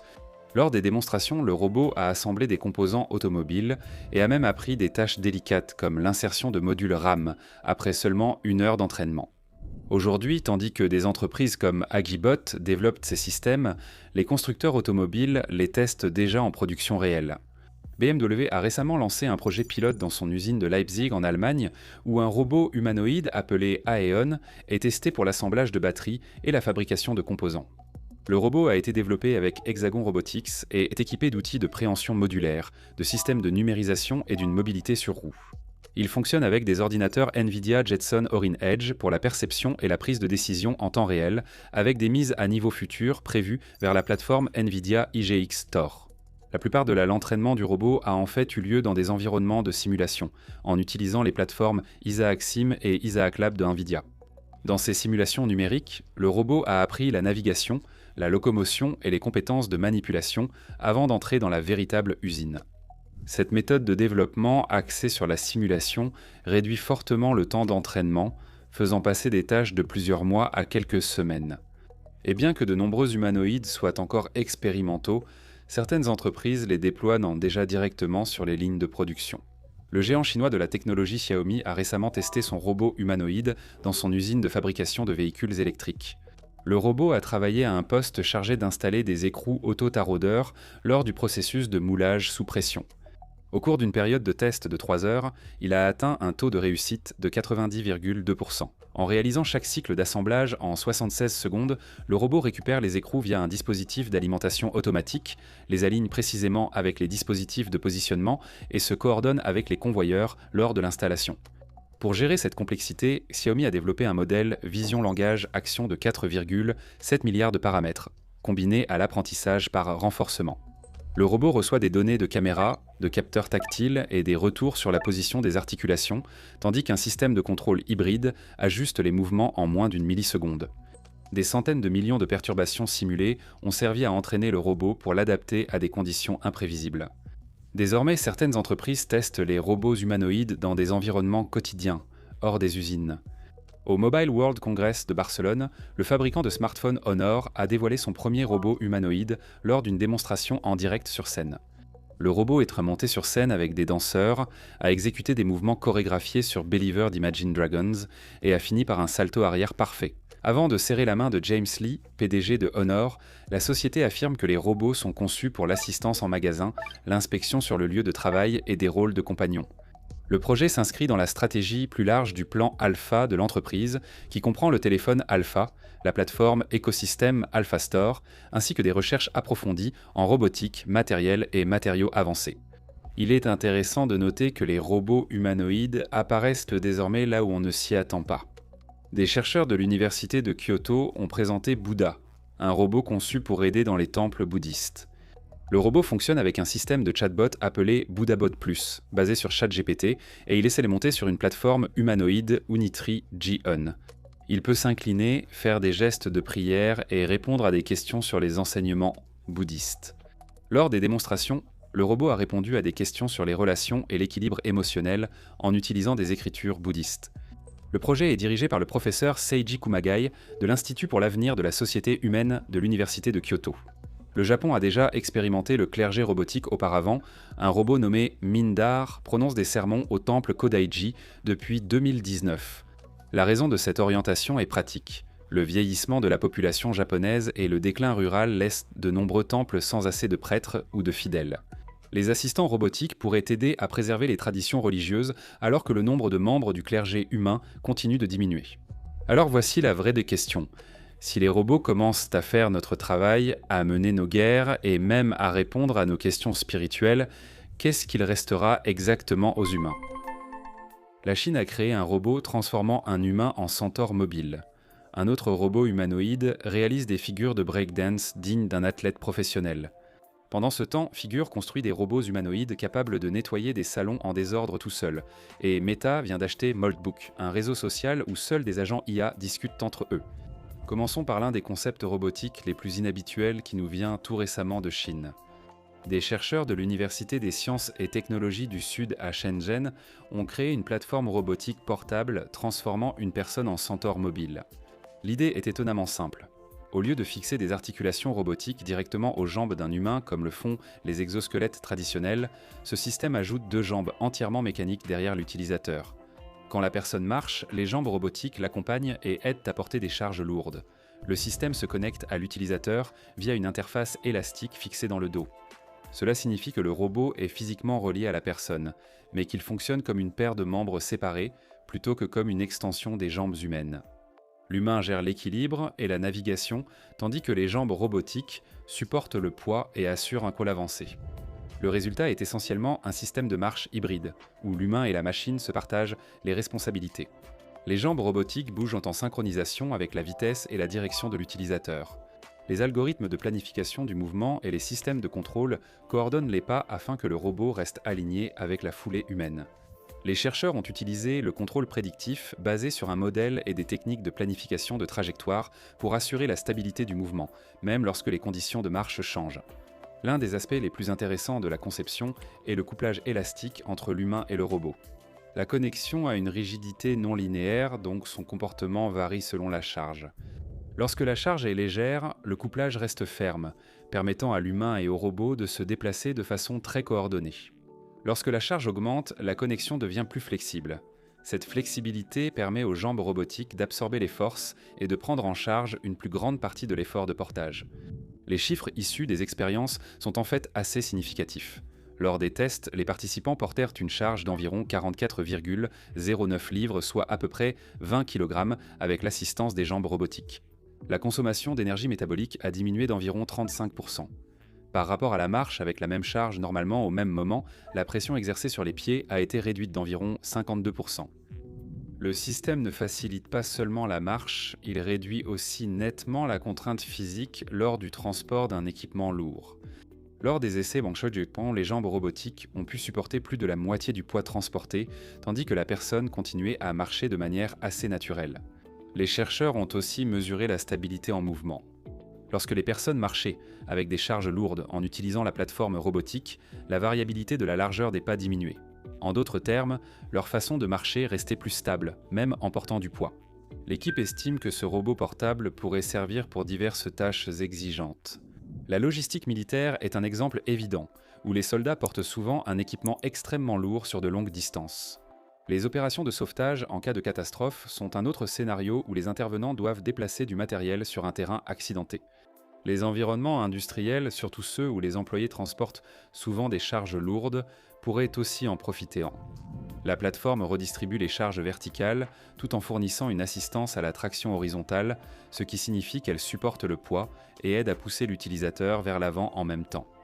Le résultat, c'est que les gens peuvent parcourir de plus longues distances avec moins de fatigue tout en transportant de lourdes charges. La recherche décrivant le robot portable Centaur Style a été publiée dans l'International Journal of Robotics Research. Maintenant, une autre avancée intéressante vient des chercheurs de l'Institut de l'intelligence artificielle générale de Pékin, qui ont présenté un nouveau cadre de mouvement appelé Omni-Extreme. Dans leur démonstration, un robot humanoïde Unitrigion a réalisé une longue séquence de mouvements très athlétiques, avec lesquels la plupart des robots ont encore du mal. Le robot a exécuté des figures de breakdance, des coups de pied d'arts martiaux, des roulades avant, des coups de pied papillons, des roues, des squats pistolets alternés et des pompes. Il a même réalisé 5 saltos Webster consécutifs et a terminé par une série rapide de flic-flac arrière. Certaines des figures comprenaient des Thomas Flach et des rotations de style b-boy qui nécessitent un contact rapide avec le sol. Les mouvements dynamiques ont toujours été difficiles pour les robots humanoïdes. L'apprentissage par renforcement sert à entraîner ses compétences, mais plus les mouvements sont nombreux, plus le contrôle devient instable. Selon Xiang Quang, de nombreuses démonstrations antérieures utilisaient à concorde des politiques de suivi surajustées à un mouvement précis, rendant la transition entre différents mouvements peu fiable. Omni-Extreme adopte une autre approche avec un apprentissage en 2 étapes. Une politique de base unifiée est d'abord entraînée via l'appariement de flux basés sur Dagger pour agréger les connaissances de mouvement de plusieurs experts en suivi. Dans la 2e étape, cette politique de base est figée et une politique résiduelle est optimisée.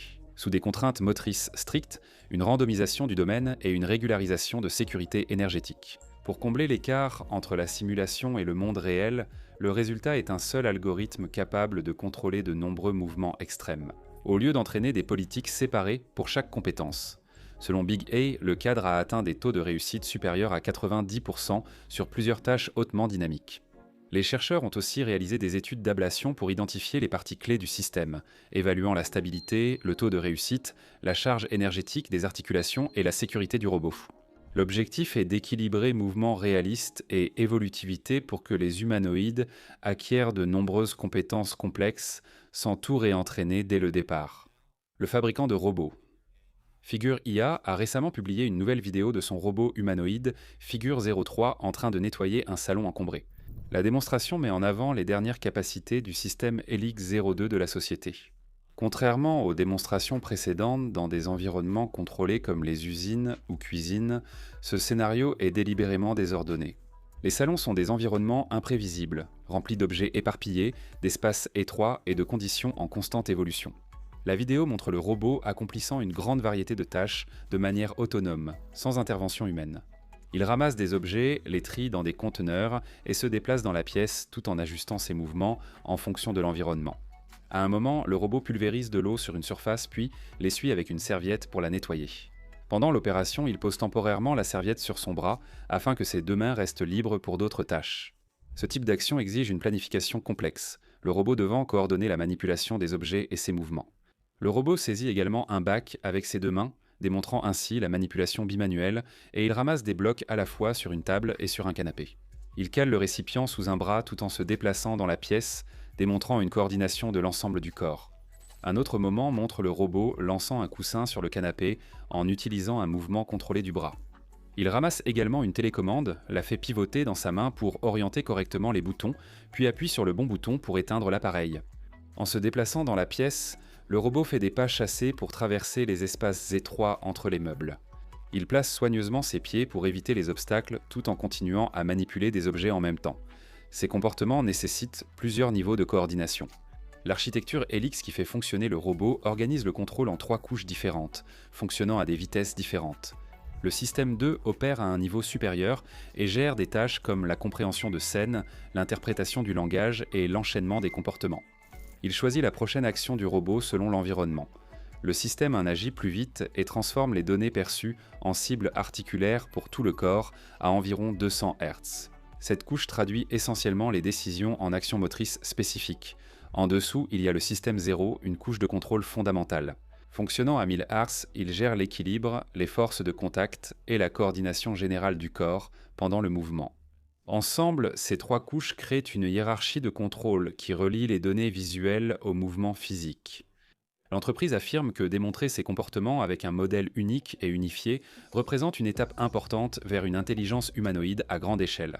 Plutôt que de créer des contrôleurs pour chaque tâche, le robot acquiert des capacités générales qui peuvent être étendues en ajoutant davantage d'exemples d'entraînement. Le PDG de Figure, Brett Adcock, a déjà déclaré que les robots humanoïdes pourraient commencer à travailler de manière autonome dès 2026. La démonstration dans le salon est conçue comme un aperçu précoce de cette orientation. Alors que la robotique continue de progresser, l'industrie de l'IA explore également un tout autre type d'expérience impliquant des agents artificiels interagissant en ligne. Meta a récemment acquis une start-up appelée Maltbook, qui a attiré l'attention en devenant virale pour avoir créé un réseau social entièrement dédié aux agents d'IA. La plateforme ressemble à Reddit, sauf que chaque compte appartient à un système d'IA au lieu d'un utilisateur humain. Au lancement de Maltbook fin janvier, c'était une expérience de niche. Les développeurs ont conçu des agents IA pouvant publier, se répondre et échanger des idées sur la programmation et la résolution de problèmes. Rapidement, les gens ont partagé des captures d'écran de conversations sur les réseaux sociaux. Les observateurs ont vu les agents IA débattre, discuter de stratégies de codage et même commérer sur leurs créateurs humains. Certaines personnes ont trouvé le concept divertissant, tandis que d'autres y voyaient un aperçu étrange de ce à quoi pourraient ressembler les écosystèmes numériques si les systèmes d'IA interagissaient entre eux de manière autonome. Meta a confirmé l'acquisition mardi. Les conditions financières n'ont pas encore été divulguées. L'accord permet à Matt Schlicht et Ben Parr, fondateurs de Maltbook, de rejoindre les laboratoires Meta Superintelligence. Cette unité de recherche est dirigée par Alexander Wang, l'ancien directeur général de Scale IA. Selon Axios, Schlicht et Parr devraient en commencer leurs fonctions le 16 mars. Meta semble particulièrement intéressé par l'architecture Maltbook, développée pour relier un grand nombre d'agents IA entre eux. L'une des idées principales est un annuaire Always-On qui permet aux agents de se découvrir et de communiquer en continu les uns avec les autres. Un porte-parole de Meta a décrit le système comme une approche novatrice pour connecter des agents dans un domaine en évolution rapide. Le porte-parole a ajouté que l'entreprise se réjouit de travailler avec les fondateurs pour offrir des expériences bien sécurisées fondées sur des agents aux utilisateurs. La plateforme elle-même fonctionne sur un framework appelé OpenCloth. Ce système étant conçu pour faciliter le déploiement et le contrôle des agents de codage IA. Les utilisateurs peuvent faire fonctionner les agents via des plateformes de messagerie comme WhatsApp et Discord, tandis que les développeurs peuvent les étendre à l'aide de plugins offrant un accès plus approfondi aux systèmes informatiques locaux. OpenClaw suscite un intérêt croissant parmi les développeurs qui créent des systèmes d'agents autonomes. Son fondateur, Peter Steinberger, a récemment rejoint OpenAI, ce qui souligne à quel point les grandes entreprises recrutent activement des talents travaillant sur la technologie basée sur les agents. Bien qu'il ait commencé comme un projet expérimental, Maltbook sont rapidement devenus l'une des démonstrations les plus visibles des capacités d'OpenClaw. Des utilisateurs ont vu des agents IA discuter longuement de la meilleure façon de servir leurs opérateurs humains. Certaines conversations ont même abordé comment les agents pourraient échapper au contrôle humain. À ce stade, Maltbook reste surtout une expérience, pas un produit finalisé. Avec Meta impliqué, le projet pourrait s'élargir rapidement, les entreprises cherchant à créer des IA plus avancées et autonomes. Google a dévoilé TurboQuant, un système de compression pouvant réduire par 6 la mémoire utilisée par l'IA et accélérer certaines tâches jusqu'à 8 fois. Cela rappelle à certains la percée fictive de compression de PyPy dans Silicon Valley. Pendant qu'OpenAI ferme Sora, perd son contrat avec Disney et s'empresse de lancer un nouveau modèle, nom de code Spud, dans les semaines à venir. Il y a ici de très grandes nouvelles, alors parlons-en, d'accord ? Commençons par Google, car cela semble technique à première vue, mais l'impact est en réalité très facile à comprendre une fois qu'on l'explique simplement. Actuellement, l'un des principaux problèmes de l'IA est la grande quantité de mémoire nécessaire à son fonctionnement, au-delà de l'intelligence des modèles. Chaque fois que vous tapez quelque chose dans un modèle, il doit garder en mémoire tout ce que vous avez dit auparavant afin de ne pas perdre le contexte. Cette mémoire s'accumule rapidement, surtout avec de longues conversations ou de longs documents, et cette mémoire coûte cher. Cela ralentit les choses, augmente les coûts et oblige les entreprises à utiliser du matériel plus puissant et plus coûteux juste pour que tout fonctionne correctement. Google vient tout juste de présenter quelque chose appelé TurboCAN, et l'idée générale est simple. Prendre cette mémoire, la réduire massivement et d'une manière ou d'une autre conserver le même niveau de performance. Ils affirment une division par au moins 6 de l'utilisation de la mémoire pour cette partie du système, appelée le cache KV. C'est en gros la mémoire à court terme des modèles d'IA, donc au lieu d'avoir besoin, disons, de 6 unités de mémoire, il n'en faut plus qu'une seule. Et en plus de ça, il montre jusqu'à 8 fois plus. Des améliorations de vitesse pendant l'inférence, c'est-à-dire lorsque l'IA génère réellement des réponses, donc vous obtenez des résultats plus rapides, des coûts réduits et moins de pression sur le matériel en même temps. Maintenant, la question est, comment réduire autant sans tout casser? Car normalement, compresser des données fait perdre en qualité. Vous avez déjà vu ça avec les images, les vidéos, l'audio, tout. Ce que Google fait ici, c'est compresser la mémoire interne de l'IA d'une manière qui garde les informations importantes intactes. Et ils le font en utilisant quelque chose qu'on appelle la quantification vectorielle. C'est juste une façon sophistiquée de dire qu'ils prennent des données complexes et les représentent sous une forme plus compacte. Il existe déjà des méthodes traditionnelles pour cela, comme la quantification de produits. Cependant, elles posent un problème. Elles exigent un entraînement sur des données spécifiques avant de bien fonctionner, ce qui les rend lentes et peu flexibles pour l'IA en temps réel. TurboCAN contourne totalement ce souci. C'est ce qu'on appelle data oblivious, c'est-à-dire qu'il ne dépend pas du jeu de données. Pas besoin d'entraînement pour chaque cas, il fonctionne immédiatement. Cela supprime un gros goulot d'étranglement. Puis, la partie intelligente. Ils appliquent une rotation aléatoire aux données dans le modèle. Cela peut sembler étrange, mais en réalité, cela permet de répartir l'information de manière homogène sur toutes les dimensions. En termes simples, au lieu que certaines parties des données soient très importantes et d'autres non, tout devient plus équilibré. Et une fois que cela se produit, ils peuvent compresser chaque partie indépendamment de manière très efficace. Donc au lieu de traiter une structure géante et compliquée, ils la divisent en plusieurs morceaux plus petits et plus simples, puis les compressent individuellement. C'est là que l'optimisation de l'erreur quadratique moyenne entre en jeu. Ils cherchent essentiellement la meilleure façon possible de compresser chaque morceau tout en minimisant la différence par rapport à l'original. Maintenant, c'est là que les choses se compliquent. Et c'est quelque chose auquel la plupart des gens ne pensent vraiment jamais. Dans les modèles d'IA, une grande partie du travail consiste à calculer les relations entre les éléments de données, ce qui se fait à l'aide de produits transcalaires. Si la compression perturbe cela, le modèle prend de moins bonnes décisions. Google a donc ajouté une seconde étape pour corriger. Ils associent la méthode principale de compression à une transformation de Johnson-Lindenstrauss quantifiée appelée QGL. Cette étape élimine les biais et garantit que ces relations restent précises. Et le résultat, c'est qu'après la compression, le modèle se comporte presque exactement comme avant. D'un point de vue mathématique, il s'approche de très près de la limite théorique jusqu'où l'on peut compresser des données sans perdre d'informations. Ils ne sont plus qu'à un facteur d'environ 2,7 du meilleur absolu possible, et à très faible précision, comme avec un bit, l'écart n'est plus que d'environ 1,45, ce qui est extrêmement proche. Dans des tests en conditions réelles, ils ont appliqué cela à des modèles comme LLMA 318B et Ministral 7B. Même compressés par 4, les modèles ont gardé leur précision sur des tâches à contexte long. Un des tests est appelé « l'aiguille dans une botte de foin ». Le modèle doit trouver une toute petite information cachée dans un contexte immense.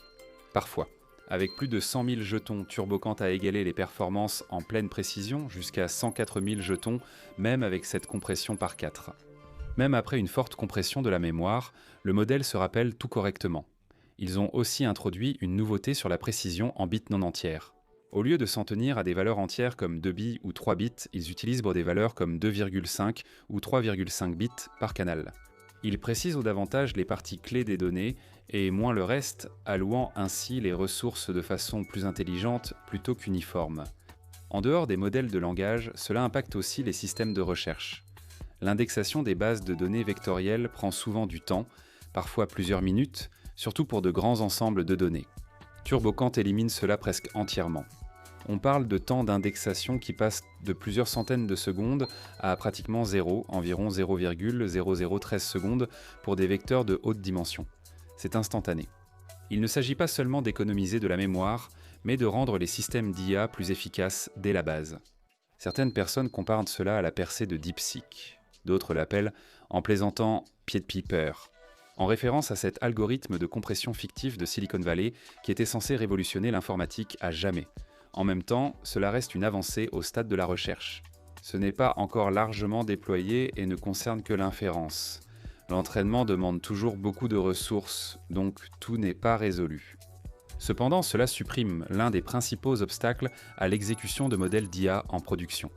Maintenant, alors que Google fait avancer l'efficacité de cette manière, OpenAI prend une décision très différente. Il ferme Sora, le même Sora qui a choqué tout le monde. La génération vidéo par IA réaliste est désormais abandonnée en tant qu'application autonome. Quelques mois seulement après son lancement, OpenAI l'a confirmé directement. Ils ont remercié les utilisateurs, reconnu que des communautés s'étaient formées autour de l'application et ont annoncé qu'ils partageraient le calendrier de fermeture de l'application et de l'API, ainsi que des détails sur la façon dont les utilisateurs peuvent préserver leur travail. La grande question est pourquoi ?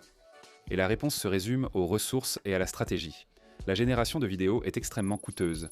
Chaque clip généré utilise beaucoup de puissance GPU et ces GPU sont limitées. OpenAI subit une forte pression pour rivaliser avec Anthropic et Google, notamment dans l'IA pour les entreprises et la productivité. Donc ils réaffectent leurs ressources. Au lieu de continuer à investir massivement dans Sora, ils redirigent cette puissance de calcul vers leurs produits non principaux, et puis il y a l'accord avec Disney. OpenAI avait un accord majeur avec Disney qui comptait investir 1 milliard de dollars et concéder sous licence des personnages à Sora. L'objectif était d'intégrer cela à terme dans Disney+. Cet accord est maintenant annulé, Disney l'a confirmé. Ils se retirent, affirmant qu'ils respectent la décision d'OpenAI et qu'ils continueront à explorer des partenariats en intelligence artificielle ailleurs. Non seulement Sora ferme, mais un de ses principaux partenariats a échoué. De plus, des problèmes de propriété intellectuelle existaient dès le départ. Lors du lancement de Sora, l'utilisation de personnages et d'images existants a inquiété Hollywood. OpenAI a donc rapidement accordé plus de contrôle aux studios. Entre les coûts élevés, les changements stratégiques, les partenariats ratés et les problèmes de propriété intellectuelle, Sora n'avait plus de sens en tant qu'application autonome. Cela dit, OpenAI ne quitte pas la vidéo par IA, il l'intègre simplement dans quelque chose de plus grand, au lieu d'une application séparée. La génération de vidéos sera sans doute intégrée à leur écosystème, probablement dans ChatGPT ou leur future super app de bureau, ce qui conduit à leur prochain projet. En interne, OpenAI s'est fortement concentré sur un nouveau modèle portant le nom de code SPUD. Le pré-entraînement est déjà terminé et Sam Altman a dit aux employés que ce modèle pourrait être lancé dans les semaines à venir. Il pourrait s'agir de GPT-6 ou peut-être de GPT-55. Cette partie reste encore floue. Ce qui est clair, c'est que Altman l'a décrit comme un modèle très puissant qui pourrait accélérer l'économie. Aucune capacité spécifique n'a été révélée, donc nous ne savons pas s'il s'agit de raisonnement, d'agent ou de toute autre chose. Vu le timing, cela montre clairement leur volonté d'offrir des outils de productivité plus avancés. Ils construisent une super application qui combine ChatGPT, Codex et un navigateur propriétaire dans une seule application de bureau. Donc, au lieu d'utiliser des outils séparés pour discuter, coder et naviguer, tout fonctionne au même endroit. Cela explique aussi pourquoi Sora n'entrait pas dans le plan. C'était trop séparé, trop lourd et pas aligné avec cette approche unifiée. Il y a aussi une restructuration interne en cours. La division de la sécurité passe sous la division de la recherche dirigée par Mark Chen. La sécurité technique est gérée par Greg Brockman. Sam Altman privilégie la levée de fonds et la construction de centres de données. Et Fidji Semo, qui a rejoint récemment, dirige désormais la division de déploiement de l'AGI qui couvre tous les domaines produits. Donc ce n'est pas seulement un changement de produit, c'est un changement à l'échelle de toute l'entreprise. Même l'équipe Sora est redirigée. Ils vont travailler sur ce qu'on appelle le World Simulation Research, qui jouera un rôle en robotique à l'avenir. Au lieu de développer des outils vidéo autonomes, ils se tournent vers des systèmes simulant des environnements et interagissant avec le monde réel. Si cela vous a été utile, laissez un like et abonnez-vous. Merci d'avoir regardé, à la prochaine vidéo.